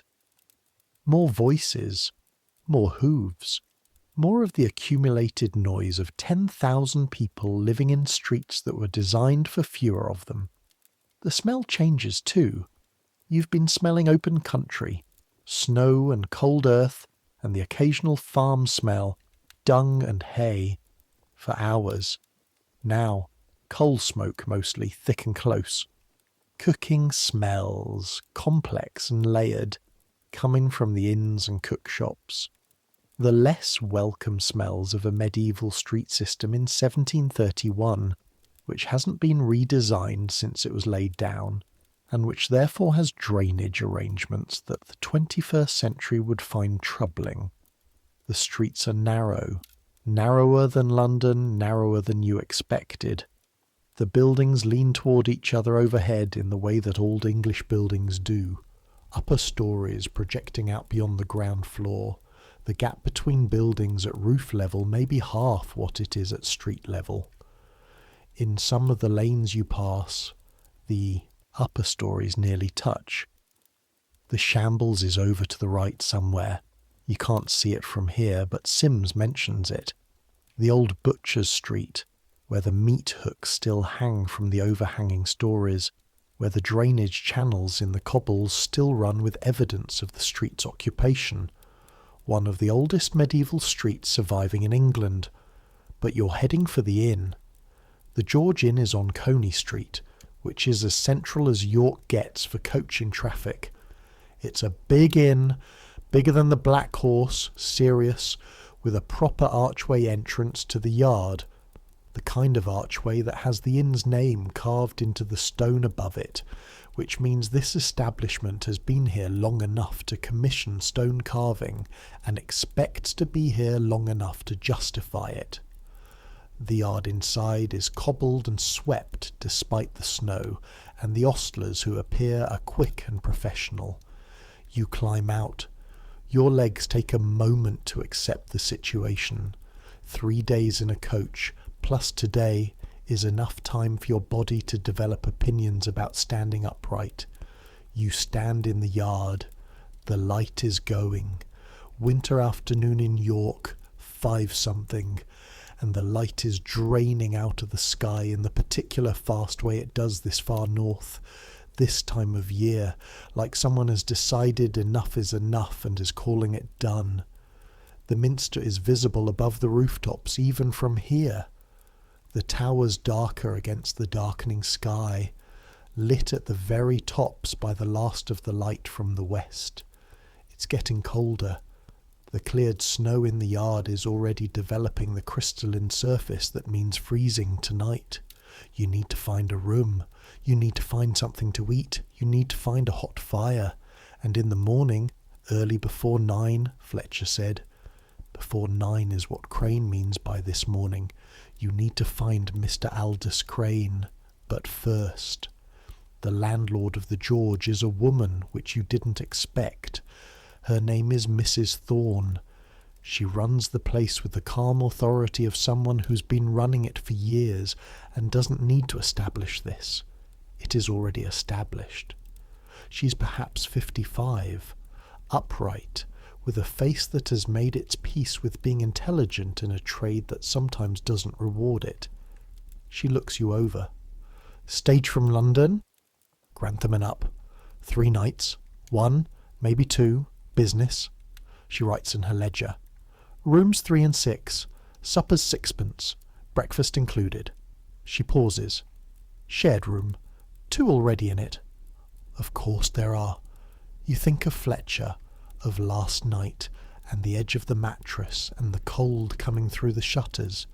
You think, 1 more night. That's all. That's fine, you say. Here's the thing about shared beds that nobody explains, because by 1731 nobody needs to explain it anymore. It's like explaining why it's cold in winter. Beds are expensive, not the beds themselves. The frames are usually simple wood, the mattresses straw or occasionally feathers, none of it made from rare materials. But the space a bed occupies is the expensive thing. An inn has a certain number of rooms. Each room has a certain number of beds. Each bed is the room's primary income-generating asset. A room with 1 bed that holds 1 person pays for itself once per night. A room with 1 bed that holds 3 persons pays for itself 3 times. The math is straightforward. The business logic is airtight. The fact that those 3 persons will spend the night arranged like spoons in a drawer, negotiating unconsciously for warmth and space, is simply the condition under which the math operates. This is not cruelty. It is also not oversight. It is simply the economics of a world in which privacy is what money buys, and most people don't have enough money to buy very much of it. The gentlemen in private carriages have private rooms if they want them. Some inns have a few private rooms for the right price. Mr. Fenwick, when he travels north on business, which he does twice a year, has a private room. He has mentioned this, not boastfully but practically, as one of the arrangements of a successful life. You have 3 shillings and 6pence for tonight, and that covers your bed. The plough, which the clergyman mentioned. You ask Sims about it, in the yard, before he disappears into the city on his own business. Decent house, he says, cheaper than the George. Beds are... He pauses, doing the relative clean calculation. Acceptable, if you're here more than one night. He gives you the street. He shakes your hand, briefly, firmly, the handshake of a man who meets strangers professionally, and walks away into the dark of Coney Street, his bag over his shoulder, the newspaper folded under his arm, already moving toward whatever is next. The plough on Gillygate is smaller than the George, which means it's closer to the Black Horse, which means it's closer to the truth of what most people's travel in 1731 looks like. The landlord here is called Watts. He's thin, efficient, with the particular manner of a man running a smaller establishment, who knows that his competition is 3 streets away and keeps his prices competitive accordingly. 1 shilling 10pence, he says, shared. Supper's included. It's Tuesday, so it's mutton. 1 shilling and 10pence. You do the calculation. After tonight at the George, that leaves you... No. The George is 3 and 6. The plough is 1 and 10. If you move to the plough tomorrow... Can I see the room, you say? Watts looks at you with mild surprise, as if nobody has asked this before, which is possible. As if the condition of the room is a separate matter from the arrangement of paying for it, which in his view it probably is. 2nd floor, he says, 3rd door on the right, 2 already in it. Always 2 already in it. You go upstairs. The room is better than last night. Not dramatically better. The basic facts are the same. The straw mattress, the wool blanket, the chamber pot, the stool, the window. But the mattress is thicker. The blanket is 2, not 1. The room smells of smoke rather than the more complex bouquet of the Black Horse. And smoke is a manageable smell, a familiar smell. And the window faces east, which means, in the morning, it will catch the light first. You stand in the empty room for a moment, 2 already in it. But they're not here yet. It's just the room. You sit on the edge of the mattress, your edge, the near edge, and feel the straw give slightly under you, the solid resistance of the floor beneath. You take off your boots, your feet, unwrapped from the leather, feel released, slightly raw. The wet from yesterday has dried but left the skin tender, the beginning of something that hasn't decided yet whether it's a blister or not. You take the letter from inside your coat. You look at it. It's intact. 3 days and 2 nights pressed against your chest, through rain and snow, and the jostling of coaches and the warmth of your own body, and the paper is barely marked. A slight softness at the edges where the warmth has touched it, the seal intact. Mr. Fenwick's seal, red wax, the double F cipher, unbroken. Mr. Aldous Crane, wool merchant, Stonegate, York, tomorrow morning, before 9. You put the letter back against your chest, button your coat over it, lie back on the mattress. The ceiling of the plough is low and beamed, the wood dark with age and smoke. The beams have a slight curve to them, a natural bow in old timber that wasn't there when the building was new and has developed over years of carrying weight and settling with the seasons. This building is probably 100 years old. The people who slept in this bed 100 years ago were sleeping under this same ceiling. That's a strange thought, not frightening, just large. The way the Minster was large, the way the road was large, the way England itself feels large when you're small and 19, and on it alone for the first time. You close your eyes. The bells wake you at 6:30, not one bell. This is York, which has approximately 20 churches within hearing distance of Gillygate, and they don't coordinate. They ring in sequence or near sequence, each tower doing its own calculation of the hour with its own mechanical conviction. So the sound that comes through the shutters is not a single stroke, but a conversation. The deep toll of the Minster first, felt in the chest before it's heard, and then the lighter voices of All Saints and St. Michael the Belfry and St. Helens and the others, each adding its version, the whole thing taking perhaps 40 seconds to complete. 40 seconds of bells, every half hour, all night. You've been hearing them since you lay down, filtering them into your sleep the way you've learned to filter the sounds of Cheapside.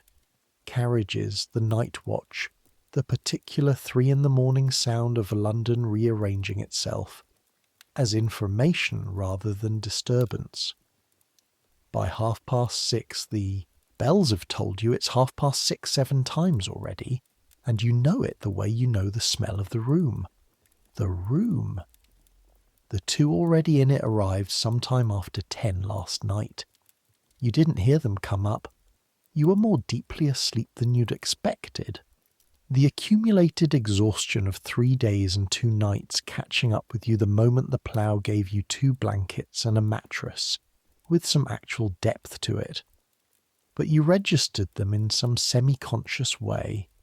The slight shift of the mattress, the redistribution of warmth. Now, in the grey morning light coming through the shutter gaps, you can see them. To your left, a man about 30 sleeping on his back with his arms at his sides, so still and regular in his breathing that he looks like a demonstration of sleeping rather than the thing itself. His clothes, folded on the stool, are good quality, not wealthy but careful. A journeyman of some kind, or a senior apprentice. Someone mid-level in some trade passing through. To the wall, a much older man, 60s maybe, with white hair and the particular contracted stillness of someone used to sleeping in small spaces. He's on his side facing the wall, and his breathing has the slow depth of someone who has learned to sleep anywhere and has been doing so for 50 years. Neither of them is Fletcher. Neither of them has stolen the blanket. This is already an improvement. You sit up. The cold hits immediately. The room's fire, if there was one, burned down hours ago, and the January air in York at 6:30 is a specific cold, damp from the river, the use running right through the city and making its presence felt in every morning air. Not the dry metallic cold of last night's snow. A wet cold. A cold that finds the gaps in things. Your feet hit the floor. The boards are cold enough that the sensation travels straight up your legs. You move quietly as you can, pulling on your boots in the same careful sequence as the thin man in the coach yesterday. The man whose name you know now was Hadwick. He'd introduced himself properly over the George's supper, a solicitor's clerk from Leeds. He was right. Movement in the dark is a skill that travel teaches fast. The letter, when you check it, is there. Of course it is. It's been against your chest all night. It's warm from your body. The seal is intact. You're out of the room, down the stairs, and into the plough's small tap room before the old man in the corner has turned over. Gillygate to Stonegate is maybe 10 minutes on foot in summer. In January in York, with ice on the cobblestones and fresh snow from the night lying in the uneven places, it's 15, and you earn every one of them. The city is up. Not the whole city. The quality is still in bed. The lawyers and the merchants and the cathedral clergy who have the kind of mornings that start when the morning has made itself comfortable. But the working city is already in motion. The bakers' boys with their baskets, moving fast and sideways through the narrow streets, the steam of fresh bread ghosting from their loads in the cold air, the water carrier with his yoke and buckets, the water slopping slightly with each step, his face set in the expression of a man calculating how many trips remain, a woman in a doorway shaking a mat, a task that produces a small explosion of dust and dried herbs in the history of a floor. York is not London. This seems obvious, but isn't, in the way that obvious things aren't when you're 19 and London is your only data point for what a city is. London is bigger, obviously. 600,000 people to York's 10,000, a different order of magnitude, a different kind of organism. But that's not the main difference. The main difference is age. London has old parts, but London also has the Great Fire of '66, and the rebuilding, and the constant churn of a port city that never stops moving, never stops tearing down and putting up, never stops becoming something new. London's oldest buildings are surprising because you don't expect them, because the city around them has moved on. York hasn't moved on. York has been here since the Romans, and it knows it, and the streets know it, and the stones know it. The street you're walking now, Petergate curving toward the Minster, has had people walking on it for 1,600 years, not continuously the same surface. The cobblestones have been replaced, the buildings have burned and been rebuilt and burned again. The whole physical layer of the city renewed dozens of times, but the path is Roman. The direction is Roman. Something about the angle of this street in relation to everything around it is Caesar's army making a decision in 71 AD about where to put a road. You can feel it slightly, a weight in the streets that London doesn't have. Or maybe that's the cold and the fact that you haven't eaten breakfast yet. You take the long way. You shouldn't. You've got 40 minutes before 9, and Stonegate is not actually through the Minster precinct, but the direct route would take you past it, and you're going to take the route that goes closer, the Minster in the morning. It's already larger than it was yesterday from the coach window, which shouldn't be possible, but is, because yesterday you were seeing it against the sky and the horizon and the scale of the Vale of York, and those are large things that give it competition. Now you're on the ground, in the streets of York, and the streets are narrow and the buildings are modest, and the Minster is... It's 500 feet from the west front to the east window. They told you that in school, or Mr. Fenwick mentioned it, or you read it somewhere. 500 feet long, which is a measurement that fits easily into language and makes no impression whatsoever until you're standing in front of the west facade and you try to take it in from one viewpoint and discover that you can't. The two western towers, 200 feet tall, limestone, pale, the stones slightly gold in the low winter light coming from the east, catching on the carved tracery of the windows and the battlements and the hundreds of individual details. The small figures in the niches, the decorative elements you'd need a ladder and an hour to examine properly, that crowd the surface.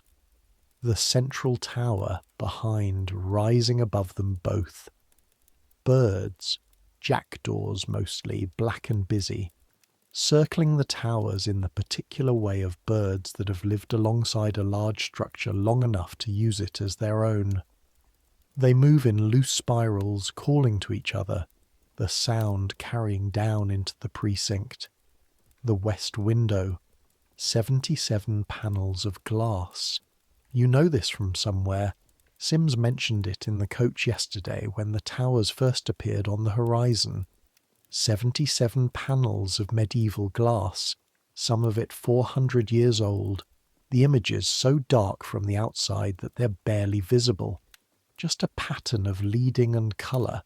The story held inside until the light comes through them from the inside and reveals it. You stand in front of it for 4 minutes. You'd stand longer, but you have a letter to deliver. Your grandfather, your actual grandfather, who died when you were 6, who you barely remember, was alive when the Minster's central tower was restored. The last big restoration before the current state of things. That was 1704. He was 50 years old. He might have been standing somewhere in Yorkshire when the work was being done, when the scaffolding was up, when the stone was being worked. That close, that recent, that real. You turn away, walk towards Stonegate.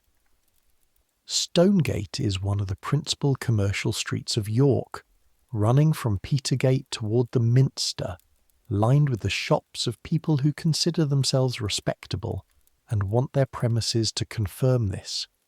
Mr. Aldous Crane, wool merchant, is at number 11. The sign above the door is clean, painted, recently done. You can tell because the black is still black, and the gold lettering hasn't faded to the dull yellow that older signs get in the English climate. He's been here long enough to deserve a sign, and recently enough that he's replaced the old one. The door is open. You knock on the frame anyway. Come. The voice is dry and precise, like a document being read aloud.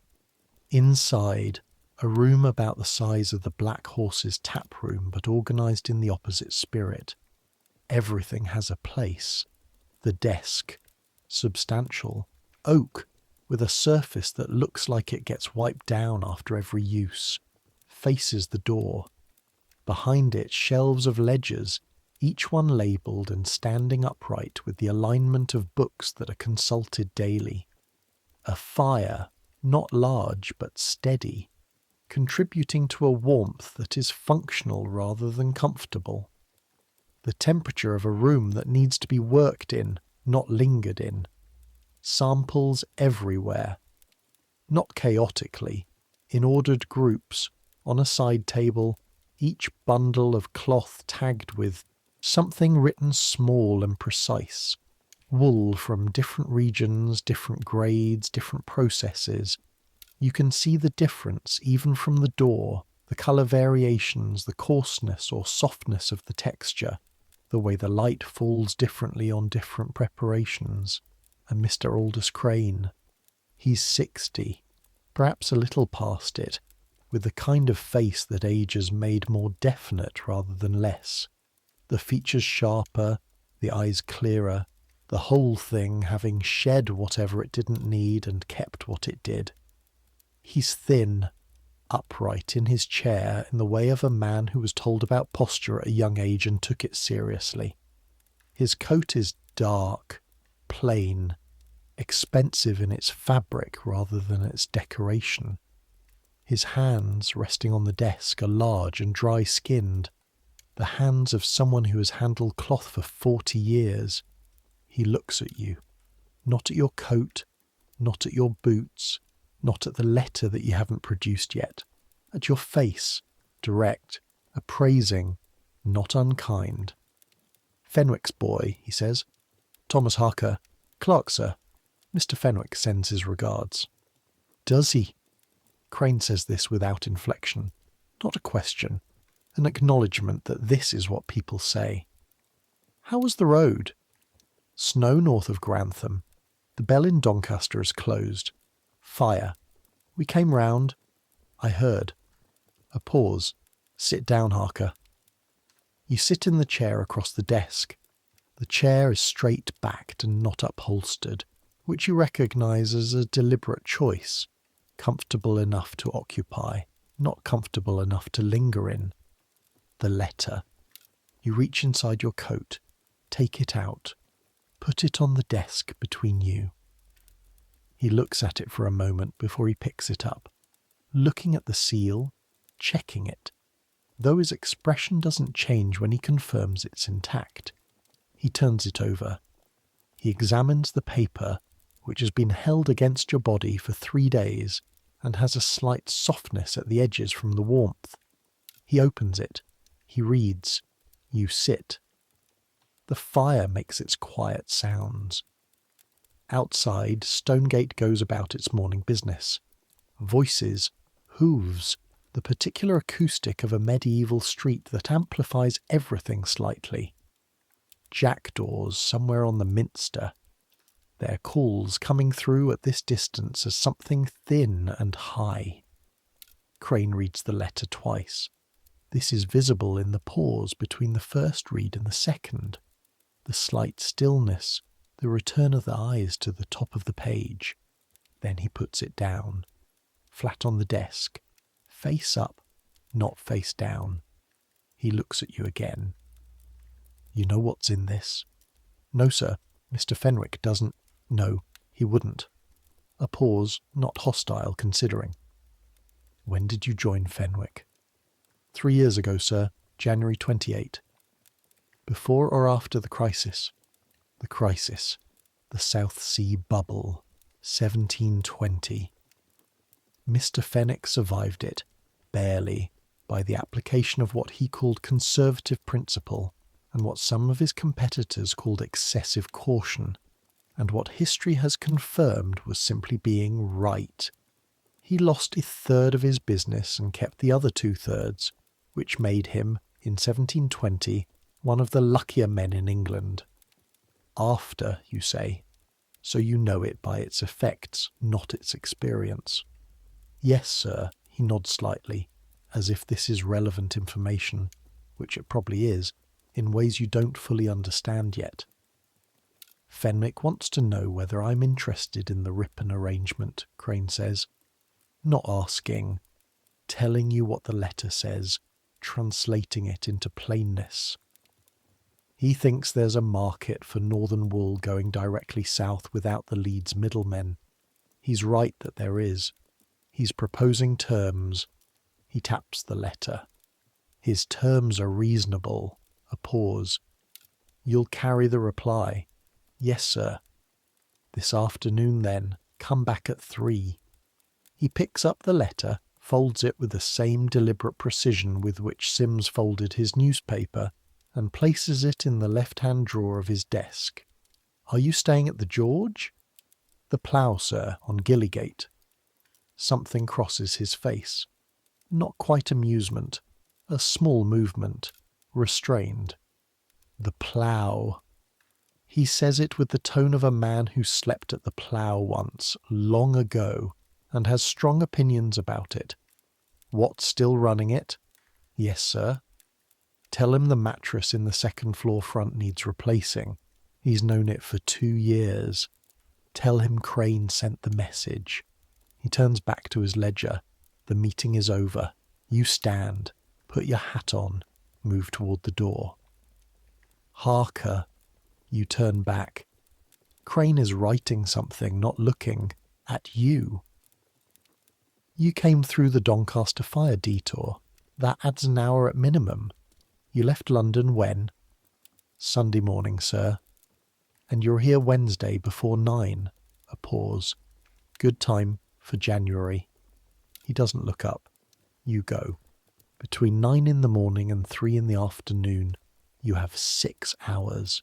6 hours in a city you've never been in. No errands, no obligations, no brigs. The letter delivered, the reply not yet written, the thing that has been pressed against your chest for 3 days reduced to a completed transaction, a crossed item on a list. You stand on Stonegate and feel the absence of urgency like a physical thing. And then you walk. York in the winter morning is a specific set of senses experienced in sequence. Like a piece of music that keeps introducing new instruments. The smell first. Always the smell. Coal smoke is the bass note here, as it is everywhere in England in winter. But in York the smoke sits differently. Trapped by the walls and the narrow streets, concentrated by the medieval layout that wasn't designed with ventilation in mind, and underneath it, the river.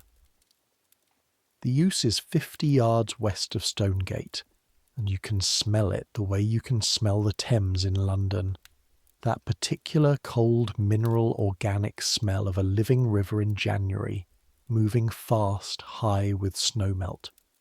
Shambles next, because Sims mentioned it, and because you're here, and because the oldest street in England is not something you walk past.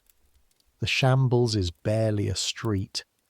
It's a lane, barely wide enough for two people to pass each other comfortably. The buildings on either side leaning inward until the upper stories are separated by perhaps 8 feet, sometimes less. The buildings are timber-framed, medieval, the frames dark with age, and the plaster between them cracked and repaired and cracked again. The overhanging upper stories, the jetties, the architectural term, the practice of making each floor slightly wider than the one below to increase interior space, create a tunnel effect, the sky reduced to a strip. The meat hooks are still there, iron hooks projecting from the horizontal beams at the level of the first overhanging story, some still with the remnants of rope from the last market day. The butchers are mostly cleared out now. It's not market day. But the evidence is in the smell, that particular raw cold smell of a street where meat has been sold for 800 years, soaked into the wood and the stone and the cobbles, and in the drainage. The channels cut into the centre of the cobbled lane, running along the lowest point, are for blood. Everything that drips in the Shambles drips into them and runs downhill toward the river. In summer, the smell is worse. In winter, the cold keeps it manageable, and manageable is the word. Not absent, not pleasant, just something the nose learns to process as part of the Shambles' information, rather than an alarm. You walk the length of it. A woman is opening a shutter on the first floor above, leaning out to take down a bunch of dried herbs hanging on a nail. She sees you looking up at her. She doesn't do anything particular. She's been looked at by strangers in the Shambles her whole life. She takes the herbs in and closes the shutter. At the far end, you turn back and walk it again. You're not sure why. Maybe because it feels like something that should be done properly. Not glanced at and moved on, but walked, slowly, with your eyes open. This is 800-year-old commerce. This is what a market street looks like when a city has been building on the same foundations for 8 centuries, and the foundations of one. The Romans put a road here, and the Saxons built a market on it, and the Normans built over the Saxons, and the medieval period built over the Normans. And now it's 1731, and there's a woman taking in her herbs, and men are in the process of writing a constitution for the United States, which will happen in 56 years, and the Shambles doesn't know or care about any of that. It's a street. It drains toward the river. People sell meat on it. Some things don't change. The use at York in January as a working river under pressure. The snowmelt from the moors, the North York moors to the east, the Pennines to the west, both of them having received serious snow in the last week, has raised the level by 2 feet, maybe more. You can see it in the water's relationship to the stone stairs that descend from the quayside. The lower 3 steps are submerged, the 4th barely clear. The water moving past it in the brown, churning way of a river carrying more than it wants to. The quayside itself is busy in the stripped-down way of a winter port. Not empty. York's river trade doesn't stop for winter, it just operates with more caution, but reduced. The barges that carry goods up from Hull, from the Humber estuary and the North Sea beyond, are here. Flat-bottomed, heavy, loaded with cloth going south and wine and coal, and the accumulated imports of a trading city going north. The bargemen are visible on their craft, moving with the confident patience of people who understand exactly what the river can do to them if they stop paying attention. You stand on the quay and watch for a while. A barge is being unloaded at the wharf below you. The work goes fast, practiced, a chain of men passing bales from hand to hand, up the stairs to the warehouse behind you, the rhythm so established it looks like one motion rather than 12 people performing separate tasks. The bales are wool, you can tell from the pressed square shape and the lanolin smell, wet now from somewhere in the journey, but still fundamentally wool, still worth money, still completing the journey it started somewhere on a Yorkshire hillside where a sheep spent last summer. One of the bargemen glances up at you. He's maybe 40, broad in the shoulders, with a waterproof coat and the particular stance, weight slightly back, feet wider than comfortable, permanently compensating for the motion of a boat that isn't moving right now but might, of someone who lives on the water. He doesn't say anything. He's just noting you, logging you in the way river people log things on the bank. Present, not a threat, not business. You nod. He goes back to his work. This river connects to everything.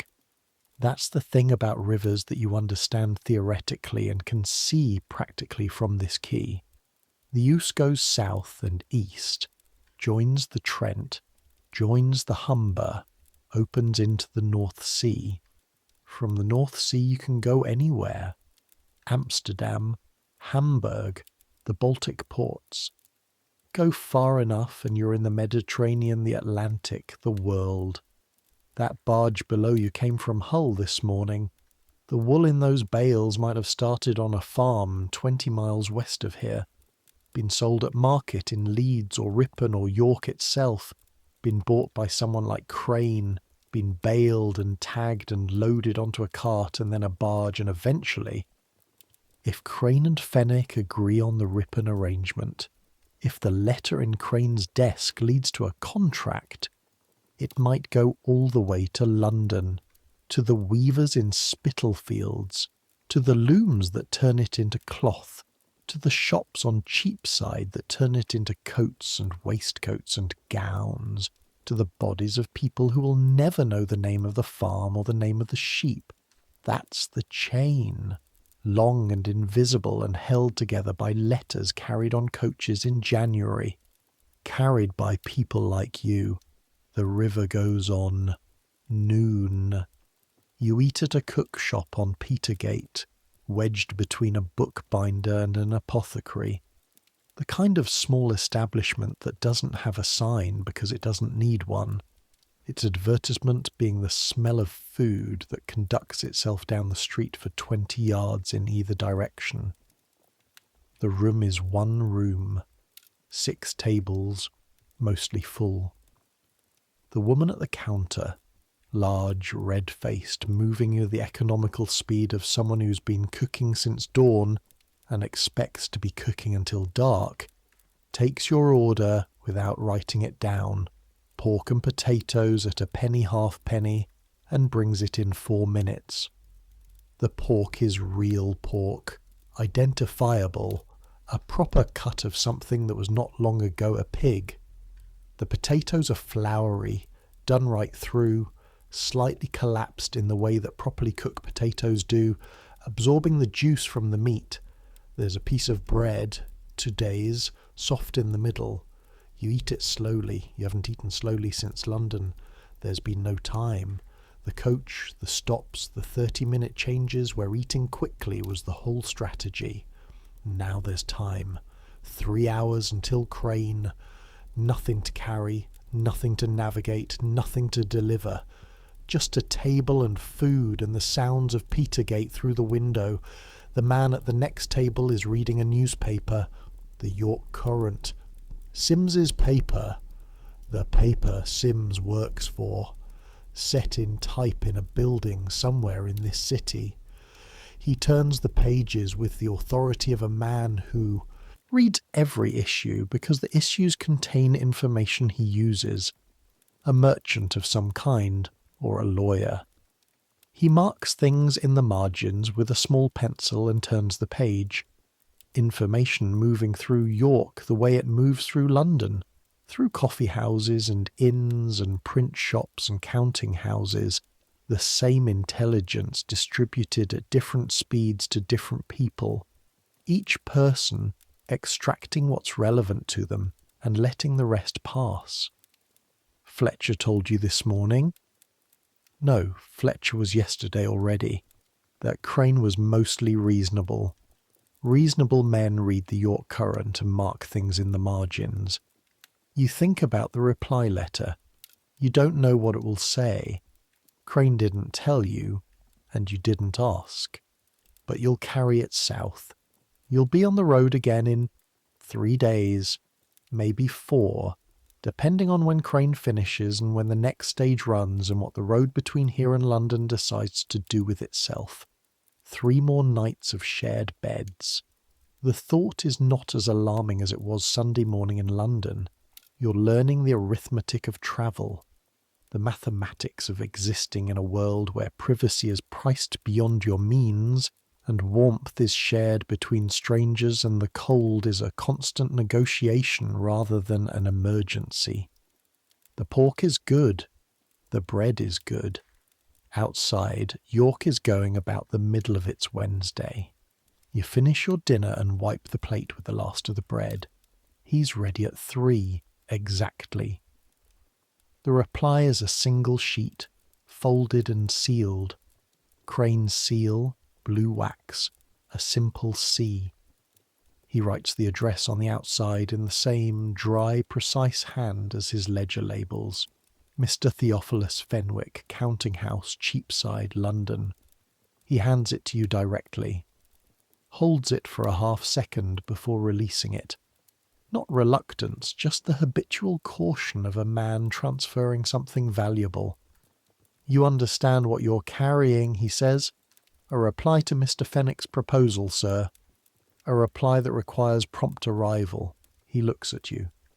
When does the London stage run? Thursday morning, sir. 7 o'clock from the George. Good. He pauses. The Doncaster road should be clearer by then. They'll have had 48 hours to work on it. Another pause. Avoid the bell even if it's open. The yard's still compromised. The stage goes round. He returns to his ledger. Harker. Sir. He's writing, not looking at you. You're, what, 19? Yes, sir. When I was 19, I was in a warehouse in Hull counting bales at 4 a.m. in weather exactly like this. A pause. I didn't understand what I was counting or why. It took me 3 years to understand why. Then another 3 to understand whether I agreed with it. He dips his pen. Understand what you're part of before you decide whether to stay part of it. That's the only advice worth giving anyone at your age. He writes. The room is warm and quiet. The fire doing its steady work. The ledgers on the shelves holding their accumulated knowledge of 40 years of wool trade in the north of England. Yes, sir, you say. Good day, Harker. Good day, sir. The plough at 6 in the evening is different from the plough at 6 in the morning. At 6 in the morning it was quiet, dormant, the inn holding its breath between one day and the next. At 6 in the evening it's alive in the particular way of a room where people have reached the end of something, of work, of travel, of the sustained effort of a Wednesday in January, and are permitting themselves to stop. The tap room is full, not coaching in full, not 60 people and chaos. This is a smaller house, and the fullness is proportional. 20-25 people at most at tables and near the fire, a hum of conversation that's comfortable rather than competitive. Watts is behind the counter, moving with the same efficient thinness as the morning, but with something slightly looser in his face. The end of the day's tension releasing, the body remembering it, can be less alert. You sit at a table near the window, not near the fire. The good seats are taken, and fairly by people who got here first.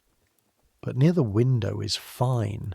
The shutters are closed, the cold kept out, and the candles on the table throw their slightly greasy light on the wood in a way that's almost warm.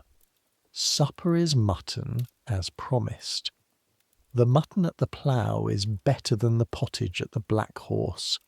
It's been braised slowly the way mutton needs to be, with something herby and something that might be a small amount of wine, and the result is meat that comes apart when you press it and doesn't fight back.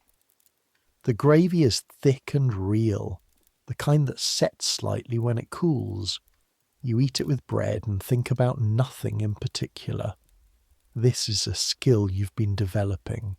The ability to be in a place without processing it, without cataloguing it, without measuring it against other places or against the expectations of the people who sent you here.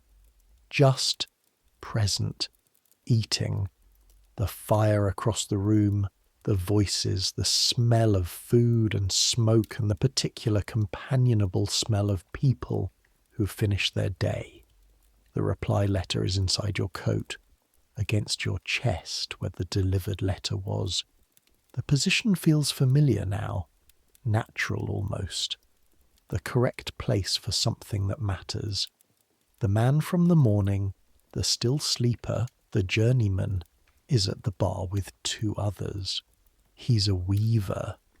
You learn from their conversation, which is conducted at the volume of people who've had a couple of ales and aren't monitoring themselves.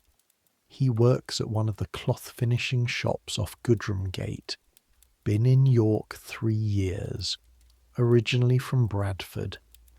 He's talking about the price of wool with the authority of someone whose livelihood depends on understanding it, making the same calculations that the letter in your coat is proposing, the same arithmetic that connects Mr. Fenwick in Cheapside to Mr. Crane on Stonegate, to the farm on the moors, to the loom, to the coat. Everyone in this room is connected to that chain. The man who grew the grain for the bread you're eating, the woman who brought the butter, the carpenter who made the table, the roads that brought all of them here, the roads that you've spent 3 days on, the horses that pulled the coach, the ostlers who maintained the horses, all of it interconnected, all of it moving.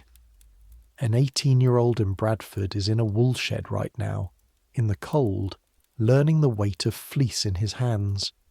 In 40 years he might be in a room like this, a man of position, his own ledgers, his own letters going south. Or he might not. The chain is long and most people are in the middle of it and don't see the ends. You're in the middle too, you know that. But tonight, for some reason, the middle feels like the right place to be. You shouldn't go out. Crane's letter is in your coat. The stage is at 7 tomorrow morning.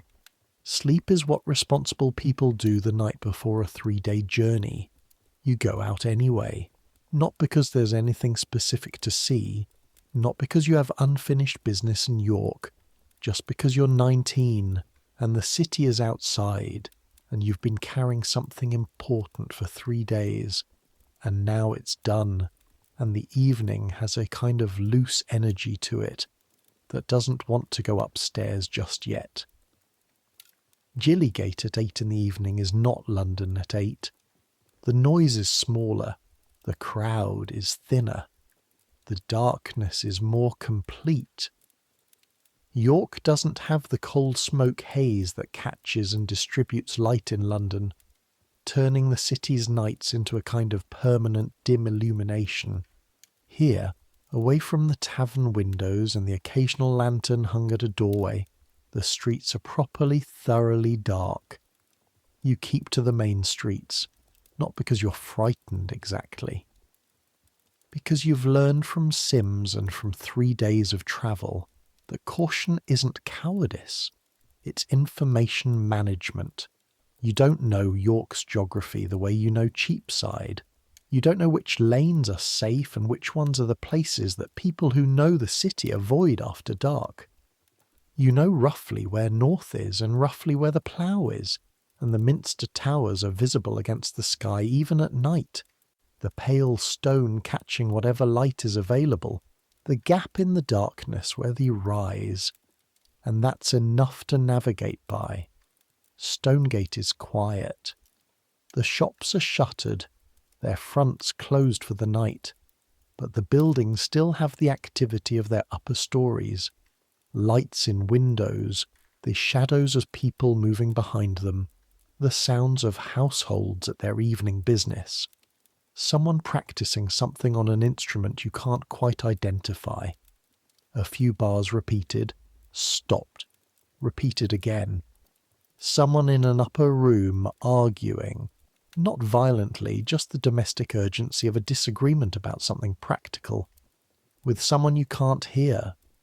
The Minster precinct, at night, without the activity of the day, without the tourists and the clergy and the general foot traffic that fills the space in daylight, the west facade does something it can't quite do in daylight. It disappears, not completely.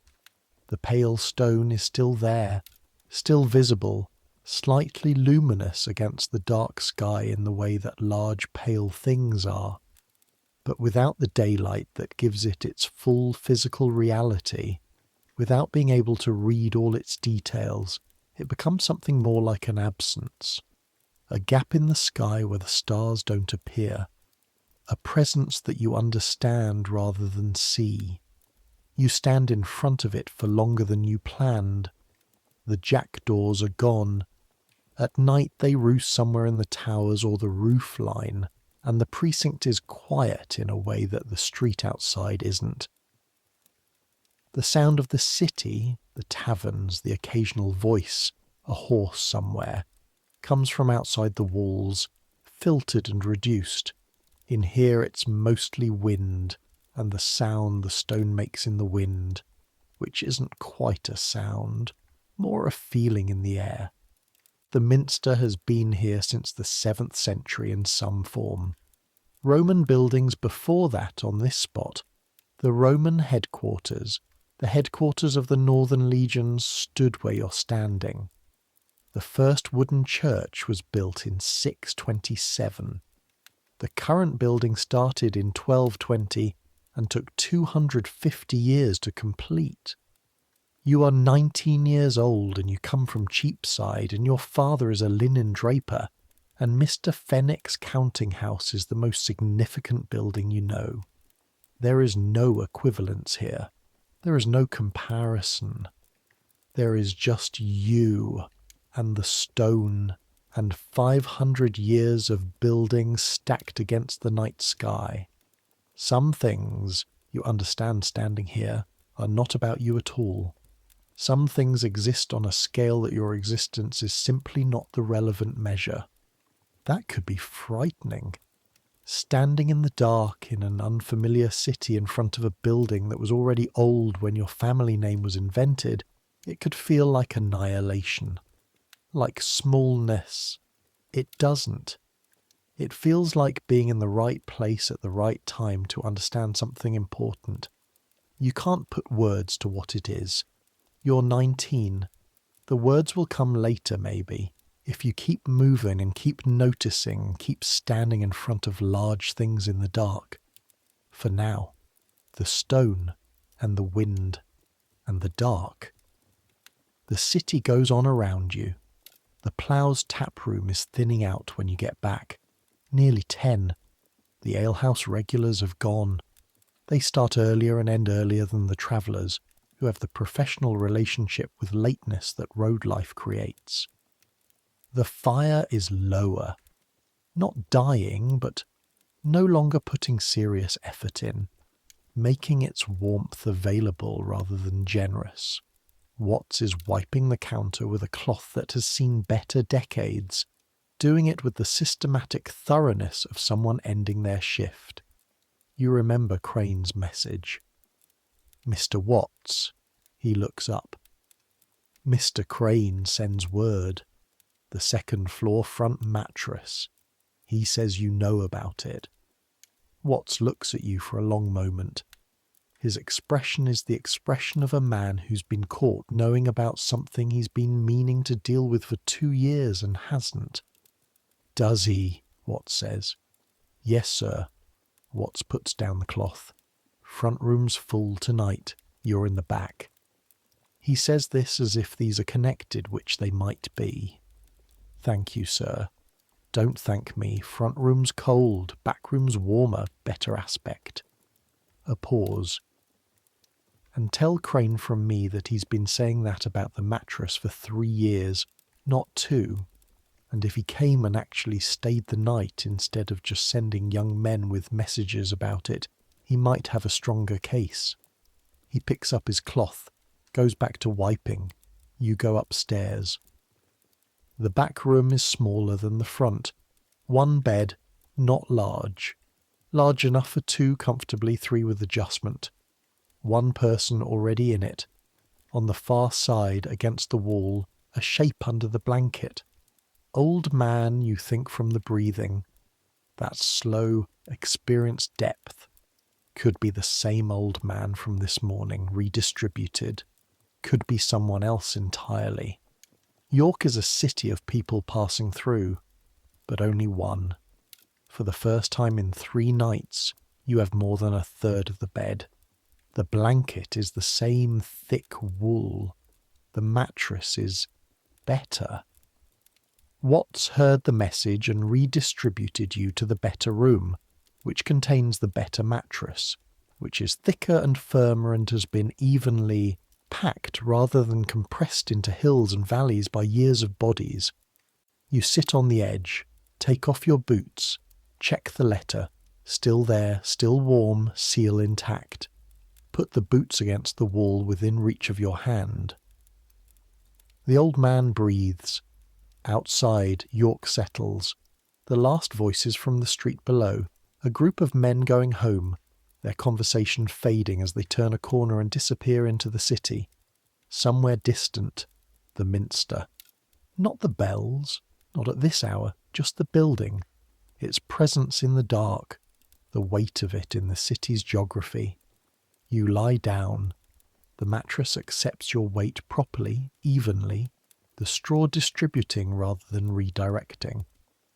The blanket comes over you, heavy, warm, smelling of lanolin and winter, and the accumulated warmth of whoever slept under it last.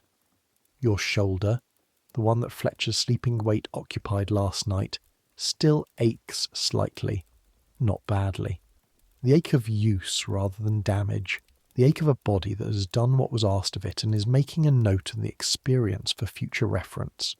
3 days, London to York, the letter delivered, the reply received, Crane's words in your coat, Crane's seal holding them, and in the morning the coach south, and in 3 days Mr. Fenwick's counting house, and the particular look that Mr. Fenwick uses when something has been done correctly, which is not a smile, but is the next closest thing.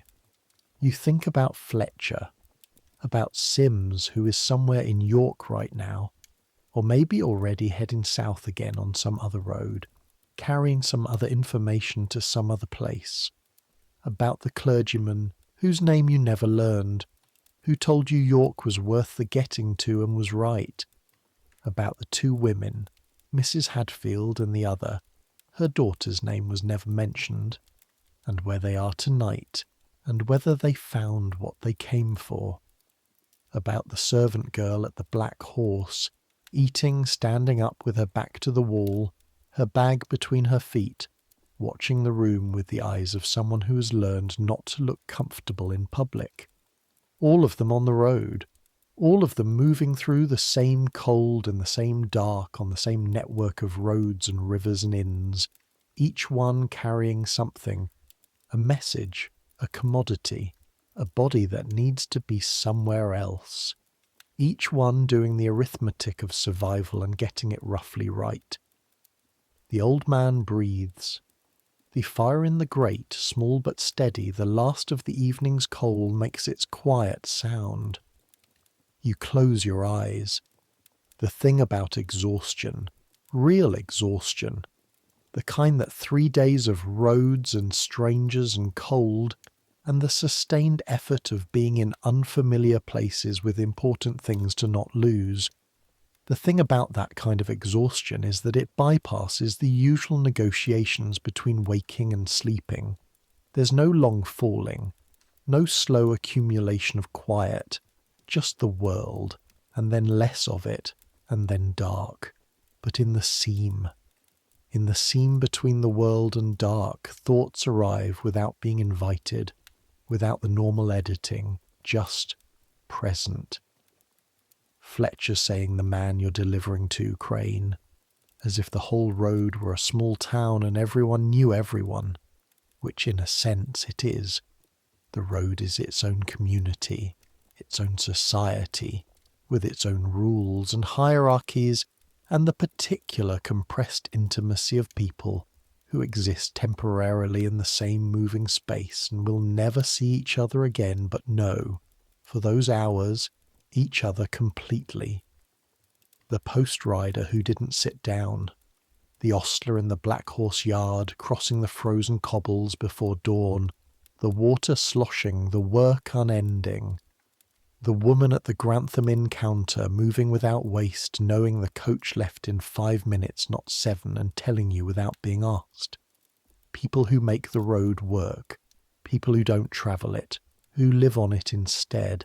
Stationary points that the moving world passes through, who see every face and remember none of them, and know everything about all of them in the compressed form of what they need, how long they have, which direction they're going. What they need is warmth, food, a few hours horizontal, the reassurance that the road continues in the morning. That's all travel is, at the bottom. The negotiation between the fact of distance and the limitations of the human body. You need to be somewhere else. The body needs to rest, to eat, to sleep. The road is the argument between these two requirements, and the inns and the coaches and the toll gates and the change of horses are all the terms of the negotiation. You are, in this moment, one small part of a negotiation that has been going on since roads existed. Roman soldiers on this road, their hobnailed sandals on the same stone that the coach wheels scrape today. They needed to be somewhere else. They needed to sleep. They had letters to carry, orders, reports, the administrative correspondence of empire. They stopped at stations along the road, changed horses, ate whatever the station offered, slept in rooms with other soldiers. The arithmetic doesn't change. The body is the same body. The need for warmth is the same need. The particular quality of almost asleep in a bed in a place you don't know, with a stranger's breathing next to you and a cold outside the window and something important inside your coat. That is the same feeling it has always been. This is the thing travel teaches that nothing else teaches. Not the facts about roads, distances, and the price of wool. Not the names of inns or the schedules of coaches. The thing it teaches is, the world is older than you and larger than you, and it will continue after you, and you are one person in a long line of people who've been cold and tired and 19 and trying to do the thing correctly. That's not a small thing to know. The plough breathes, not metaphorically. Old buildings in winter, timber-framed buildings that have been expanding and contracting with temperature changes for 100 years or more, they make sounds. Creaks, not alarming ones, just the sounds of wood in cold air doing what wood does. Small pops, the grain settling. The soft sounds of a roof under snow. Not the weight of it, the snow is thin, but the thermal effect. The slight insulation of snow on stone. The fire in the grate breathes down to embers while you're sleeping. The warmth in the room drops by degrees, slowly. The old man's warmth, and your own warmth, and the stored warmth of the walls holding it back, losing the argument with the January night by small amounts over many hours. Somewhere below, Watts or his wife, making the last round of the house before bed. The particular footstep of someone who knows every board in their building and knows which ones can be avoided and chooses to avoid them because the house is sleeping and the house deserves quiet. The sound of a latch carefully closed. Then the inn is fully still. 3 in the morning is its own country. You wake, briefly, at 3. Not from anything external. No arm, no stranger's weight, no sound in the corridor.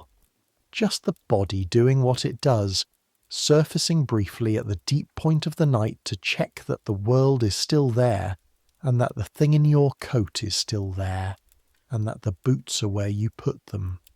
All present. Outside, no snow. The sky through the gap in the shutters is clearer than it's been for 3 days, some of the cloud having moved on, and through the gap you can see one star, just one, in a small clearing of dark sky. The old man still breathing, the plough still doing its building sounds, York still out there in the dark. You think about the men in the Doncaster warehouse. 3 of them. January night. Cold. The work of watching a building that had goods worth protecting. The fire that started somewhere. A candle, probably. A spark from the grate. Something ordinary and common that happened at exactly the wrong moment in exactly the wrong place. 3 men who did not wake up from their 3 in the morning check. You think about this not with fear, but with the particular gratitude that comes when you understand that your version of things is not the only version. That you are warm and the letter is intact, and you will be on the coach at 7, and the road will be cold but passable, and Mr. Fenwick will be in Cheapside when you arrive. That is luck as much as anything, not skill, not virtue. Luck. Being in the right place, being the right age, having the right employer, carrying the right letter in the right winter. The difference between this bed and the warehouse in Doncaster is not greater virtue or greater cleverness. It's the distance between 2 points on the same road. You pull the blanket up. You watch the star through the gap in the shutter until a cloud moves across it. And then there's nothing to watch, and you let your eyes close. 5:30. The first bell's distant, the Minster beginning its conversation with the morning. The deep note coming first, felt in the chest, then the others following. You're awake before the bells finish. The old man is awake too, sitting up in the dark. His movements the same practised quiet of last night. The same experienced precision of someone who has been sleeping in other people's rooms for decades and has made a science of not disturbing them. He stands. He's putting on his coat. In the dim first light coming through the shutter gaps, the sky outside is lightening. Dawn coming to York from the east. You can see his face properly for the first time. 70s, not 60s. A face that has been to many places and come back. White-haired, thin-cheeked, with the pale, still eyes of someone who has spent a lot of time looking at distances. He sees you watching him. Stage, he says. 7, the George.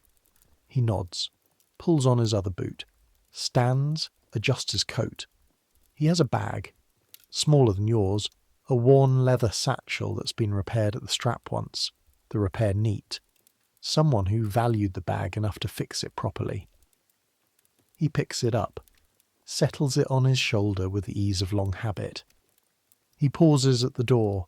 South, he says. London? He nods again. Something in the nod that isn't quite approval, but is its direction. Good road for it today, he says. Cold, but clear. They'll have worked on the Doncaster stretch. He puts his hand on the latch. Watch the first in after Grantham. New keeper since September. Means well. Slow. He opens the door. He goes. The latch clicks shut. You lie there for a moment in the morning dark of the plough's back room. An old man who knew the road, who had been on it long enough to know which inn had a new keeper in September, who gave you that information as a final transaction, freely, with no expectation of anything, the way road people give road information, because the road is a community, and the community sustains itself through this kind of small exchange. You'll probably never know his name. You'll remember his boots. You get up. The George at 5 to 7. The yard is alive with the specific energy of a departure that is happening exactly on time, which in 1731 means on the coachman's time, which means Ord's replacement. A shorter, quieter man named Baines, who Sims apparently mentioned would be on the Thursday run, is already on the box and the horses are harnessed, and the outside passengers, the cheaper seats on the roof, are already up there in their layers, their breath visible. You have an inside seat, 3 shillings, Mr. Fenwick's money. Worth it. The coach interior has 4 other passengers today. A woman with a large hat who will require negotiations about space. 2 merchants discussing something in the rapid shorthand of people who share a trade language. A boy of about 12, alone, with the specific contained anxiety of a child sent to do something important without fully understanding what. You look at him. He's gripping his bag with both hands, his knuckles slightly white. He's carrying something. You can see it in the way he holds himself, the same tension you felt Sunday morning in London. Something that has to get somewhere. First long journey, you say? He looks at you with the suspicion of a child who's been told not to talk to strangers, which is correct and appropriate advice. Then, yes. Where are you going? London. He says it the way you said York 3 days ago, like the word contains something too large for the container. It's a good city, you say. He looks at you. Is it far? 3 days, maybe a bit less if the road's good. You look out the window at the yard, the pale morning sky, the frost on the cobblestones. It'll be cold for the first bit. Keep your feet off the floor if you can. There's a gap in the boards near the left door. He doesn't understand what the gap means yet. He will. Baines shouts something from the box. The coach moves. North of Grantham, the road is cleared. Men have worked on it. You can see the evidence in the banked snow at the verges, the scrape marks on the cobbled sections, the fresh gravel on the sections that went worst. The toll trusts sent out their road gangs after the snow stopped, and the road gangs went out because that's what road gangs do, because the road cannot stop, because the road's whole purpose is to not stop. The Minster is behind you. You can't see it anymore. The city fell away quickly once you were through Micklegate Bar, the fields taking over, the road asserting its own geography. But you know it's there. You know it in the way you know things that have made an impression, the way the image of the west facade sits in you now, available when you want it. The letter is against your chest. Not Fenwick's letter anymore. That's in Crane's desk, filed, completed. This is Crane's letter. Different weight, different thickness. The reply, travelling south where the question travelled north. The boy across from you has stopped gripping his bag quite so hard. The first miles have done what first miles do, established that the coach is unpleasant but not deadly, that the noise is consistent rather than alarming, that the other people in it are strangers but not threats. He's looking out the window now, at the fields, at the sky, at the road. You know what he's seeing, and you know what it will become as the days go on. The way the landscape changes as you go south. The gradual shift from the flat open of Yorkshire to the more enclosed, more cultivated south. The towns getting closer together, the road getting busier, the smell of coal smoke thickening as you approach London. The 3 days between York and Cheapside are their own curriculum. He'll learn them the way you learned the road north. You think about the black horse, Fletcher and his shoulder, the candle guttering in the draught from the door. The thin man, Hadwick, who told you about the road before he left, who gave you information you needed in the quiet professional way of someone who understood what the road required. You think about the plough, the old man and his bag and his knowledge of the inn at Grantham with its new keeper. You think about the beds, all of them. Mattresses of various qualities in rooms of various sizes, sharing space with strangers of various sizes and smells and levels of nocturnal disturbance. The arithmetic of warmth, 3 bodies making more heat than 1, more heat than 2, the geometry of survival in January arranging itself around the simple physics of shared warmth. You didn't die. This seems like a low bar. It is a low bar, but consider what the road asks. The cold, the wet, the fires that start in warehouses, the footpads that wait in the dark for a link boy's torch to reveal something worth taking, the horses that have bad days, the wheels with structural opinions about the Grantham Hill. The road asks a lot, and you brought back something too. Not just the reply letter, something harder to file in a ledger. The smell of the Minster precinct in the dark. The weight of Crane's assessment of you. Good time for January, which was not a great compliment and was exactly right for being a small one. The old man's last piece of road knowledge, given freely at 5:30 in the morning. The way the light hit the limestone towers at 8:30 on a Wednesday morning in January 1731. Pale gold on pale grey, the jackdaws turning in their slow spirals. The boy's asleep now, his head against the coach wall, his bag loosening slightly in his grip as the first real tiredness takes him. He'll wake up in Grantham. He'll eat soup too fast and be back in the coach before the 30 minutes are done. He'll learn. The 2 merchants are still talking, but quieter now, the conversation having moved from business into something else, something more personal, the kind of conversation that road hours create. The enforced proximity and the shared movement and the time that has no other use producing a looseness that wouldn't exist at a dinner table.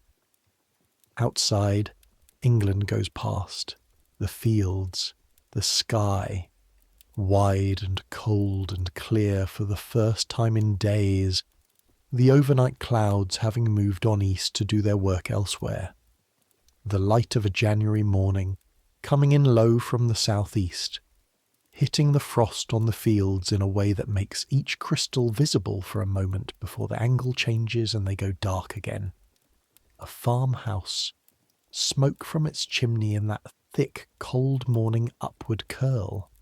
A stand of trees, bare, their branches the dark geometry that winter makes of them.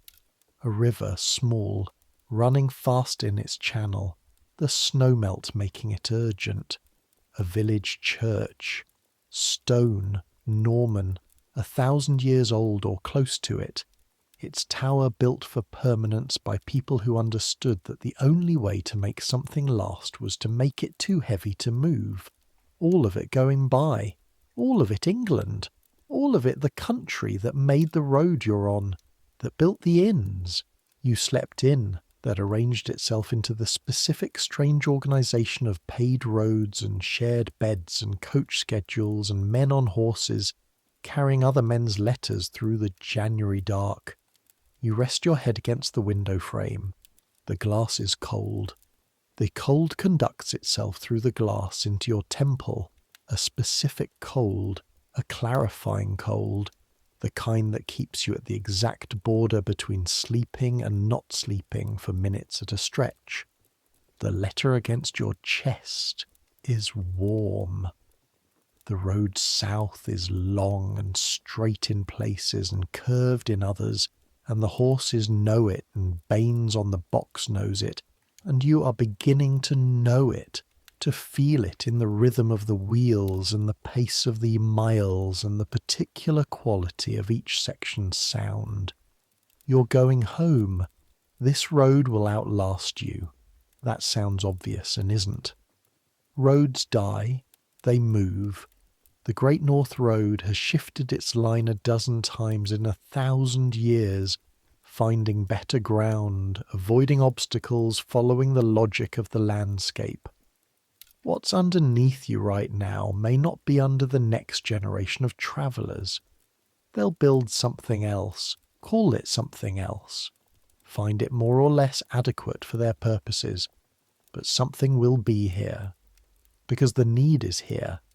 The need to connect London and York, south and north, the wool country and the trade routes, the political capitals and the commercial ones. That need doesn't change. The technology changes. The speed changes. Someday, someone will find a way to move faster than 6 miles an hour in January and call it modern, and they'll be right. But they'll still be cold, probably. The coal doesn't modernise easily. They'll still be carrying something important. Everyone on every road in every century is carrying something important.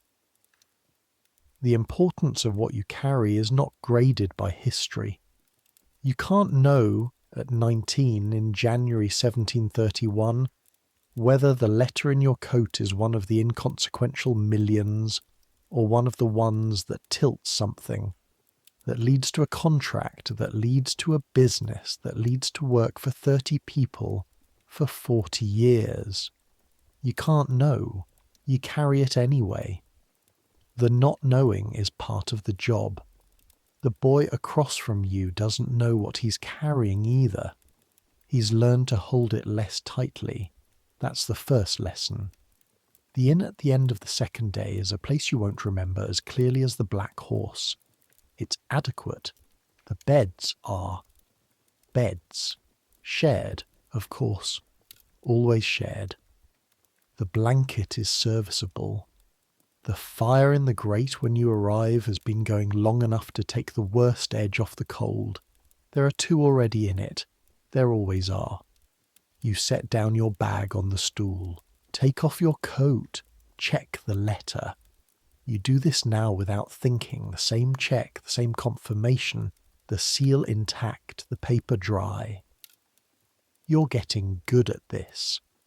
Not at being 19 in an inn room in January specifically, at the general practice of being somewhere unfamiliar and finding what you need in it and doing what you came to do and then resting and then doing it again. Fletcher called it the road's arithmetic. He didn't call it that, but that's what he meant. You lie down on your third of the bed. The 2 others breathe. Outside, the second day's England is dark, and the snow has come back slightly, a thin dusting on the windowsill when you look. The gap in the shutters, same gap as every inn, same cold coming through, same particular quality of January dark on the other side. You put your hand on your chest. Feel the letter there. Feel your own heartbeat under it. Slow, regular. The body doing what bodies do when they've done enough, and the dark is there and the warmth is sufficient. The church bells somewhere in the town. You've stopped counting them. This is the last night. Tomorrow, London, Cheapside. Mr. Fenwick's counting house, with its smell of paper and ink and the particular ordered quiet of a serious commercial operation. Your own small room above it, narrow but private, a luxury you didn't understand before this week.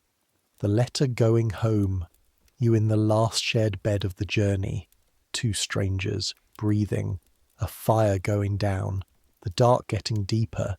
You think about everything the bed has been this week. Not a romantic thought, a practical one. The bed is 3 people keeping each other warm in a cold building on a cold road, in a cold country in the coldest month of the year. That's what it is. That's all it needs to be. The stranger on your left shifts slightly, pulls a little of the blanket. You don't reclaim it. There's enough. There's enough warmth, enough dark, enough quiet. You've been on the road for 5 days. You've slept in 4 beds, each one shared. You've eaten food that was often just food, sometimes good food, once superlative food, never quite enough and never quite wrong. You've been on coaches that were cold and slow, and exactly as uncomfortable as they're supposed to be. You've navigated York without knowing it, negotiated with Crane's absence of warmth and the presence of his exactness, found your way back through streets you'd never been on to an inn you'd never heard of, slept in its best room by accident or by someone's calculation, and woken up ready.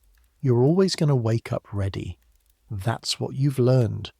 Not because you're exceptional, because you're 19 and healthy, and the road has shown you that its demands, though real, are meetable. Cold, met with layers and shared warmth. Hunger, met with sixpence and whatever's in the pot.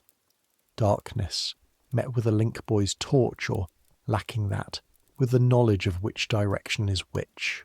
Loneliness, met with the road's own company. The Fletchers and the Simses and the old men who know about Grantham's new keeper, and give you that knowledge because the road is a community, and communities sustain themselves. The dark deepens. The fire in the grate is embers now. You can see them faintly through the gaps in the iron. Red, then grey, then dark, the heat still radiating, the last contribution of the fire to the night. Your shoulder doesn't hurt tonight. Whatever Fletcher's sleeping weight did to the muscle, it's resolved itself over 3 days of road and motion and the body's own maintenance. The letter is warm. You close your eyes. Let the inn hold you. It's been holding people for 100 years, this building.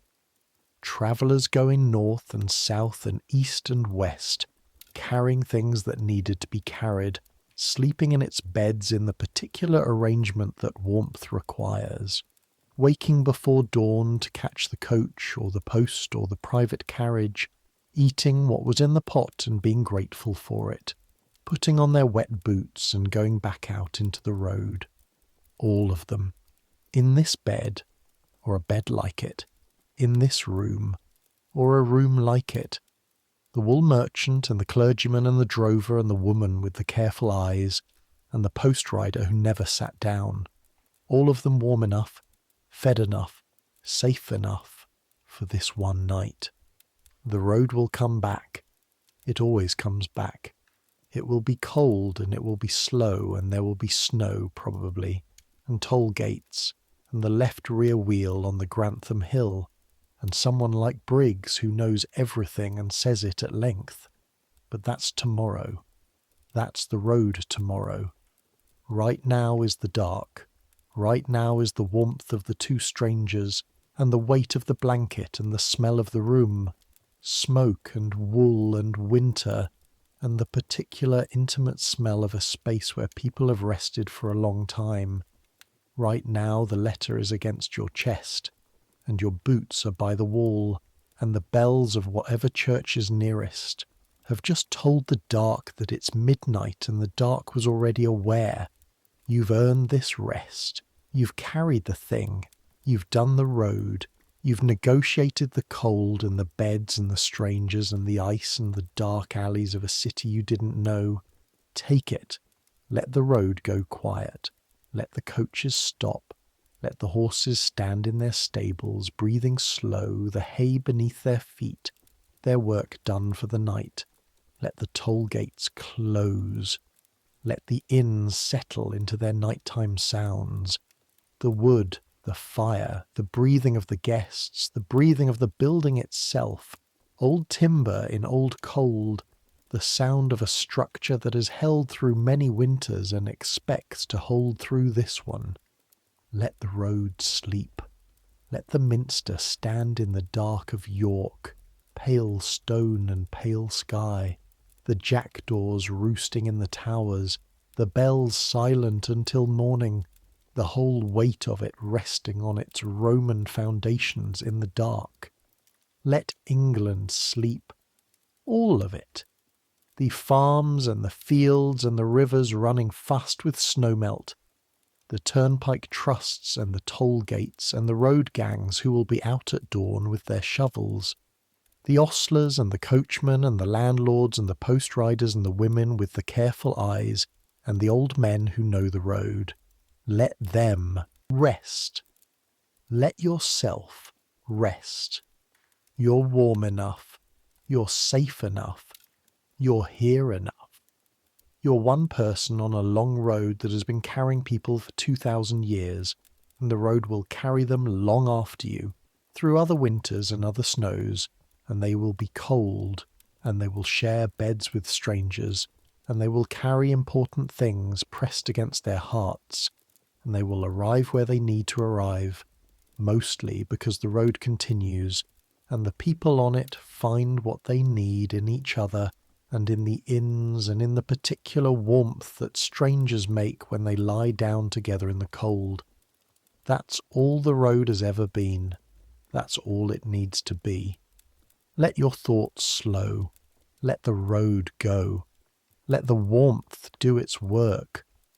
Let the dark and the breathing and the faint red glow of the dying embers and the weight of the blanket and the sound of England settling into its nighttime self. Let all of it be enough, which it is, which it always has been, the last thing. The bell somewhere, far striking 1 in the morning. One note, then silence, then just the breathing of the strangers, warm, steady, unknowing, your own, and then nothing, just rest. Just the long, slow drift into whatever a body needs when the road has been long and the cold has been real, and the thing you carried is safe. Sleep now. The road will be there in the morning. It always is. Good night. Good.